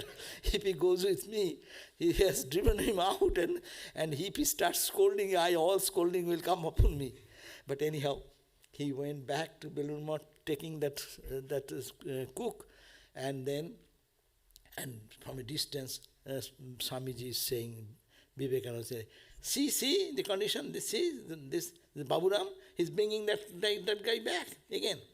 And before that he said, No, I didn't do anything. Ma has said, oh. Then he said, oh, you went to the Supreme Court. Highest court. There is nothing more than that. And Swamiji instantly took him with joy and gave him the job back, and full of consideration and everything. So these are his mother's life is so sweet, so beautiful.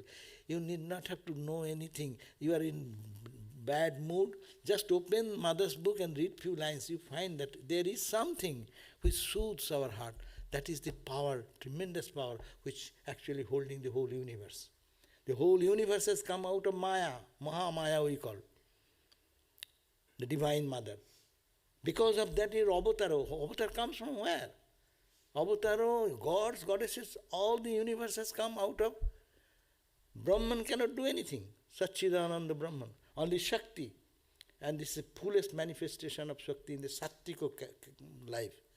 And there is for the good of humanity, Mother expressed herself for the good of humanity to the whole world, to teach that love, unconditional love, and total how to find peace, joy in life, living the life, not talking only, giving that idea. Thank you all for joining together. We are morning onward. We are having good time in puja and then prasad and then beautiful bhajan singing. I missed one part, of course, and song. But afterwards, so it is going, and now you are tired probably. I think the tea should be available, tea and snacks. So please have some tea and snacks and come back. Then we will have our arati, and after arati, then we will have relic stretching, and then we have, if we have some leftover food, prasad, we will come, we will invite. If we don't invite, then we will have some fruit prasad outside. Take some fruit prasad, you have to go away home earlier. But we will see that what is the condition. So thank you all again, and think of Mother, read Mother more. That's my personal request. And now we are human beings, we need our life is such a burning place. It creates burning sensation in your heart. Whatever maybe in one side is okay, another side is health is disturbed. Your money is there, your health is disturbed. Health is there, money is gone. So all this type of contradiction, power, position, this, that, everything is changing. We need a mother heart. And we always pray to Mother to give us blessings so that we can really find peace in life. Thank you all. Jai Ma. Om Jananing Sharadam Devim Ramakrishnam Jagadgurung Padapadme Tayo Sritva Pranamami Muhurmuhu. So, again, before ending, I say thank you all for participation and bringing this wonderful. Also, I am just requesting Medhananda to conduct some things like that. And Swami Vivekananda's birthday is coming, and also Ramakrishna birthday is coming. So get prepared for that also. Thank you, and thank participation, and thank the inspiration. Jai Ma. Brahmananda also. Yeah. Thank you. Jai Ma. So please come for a cup of tea.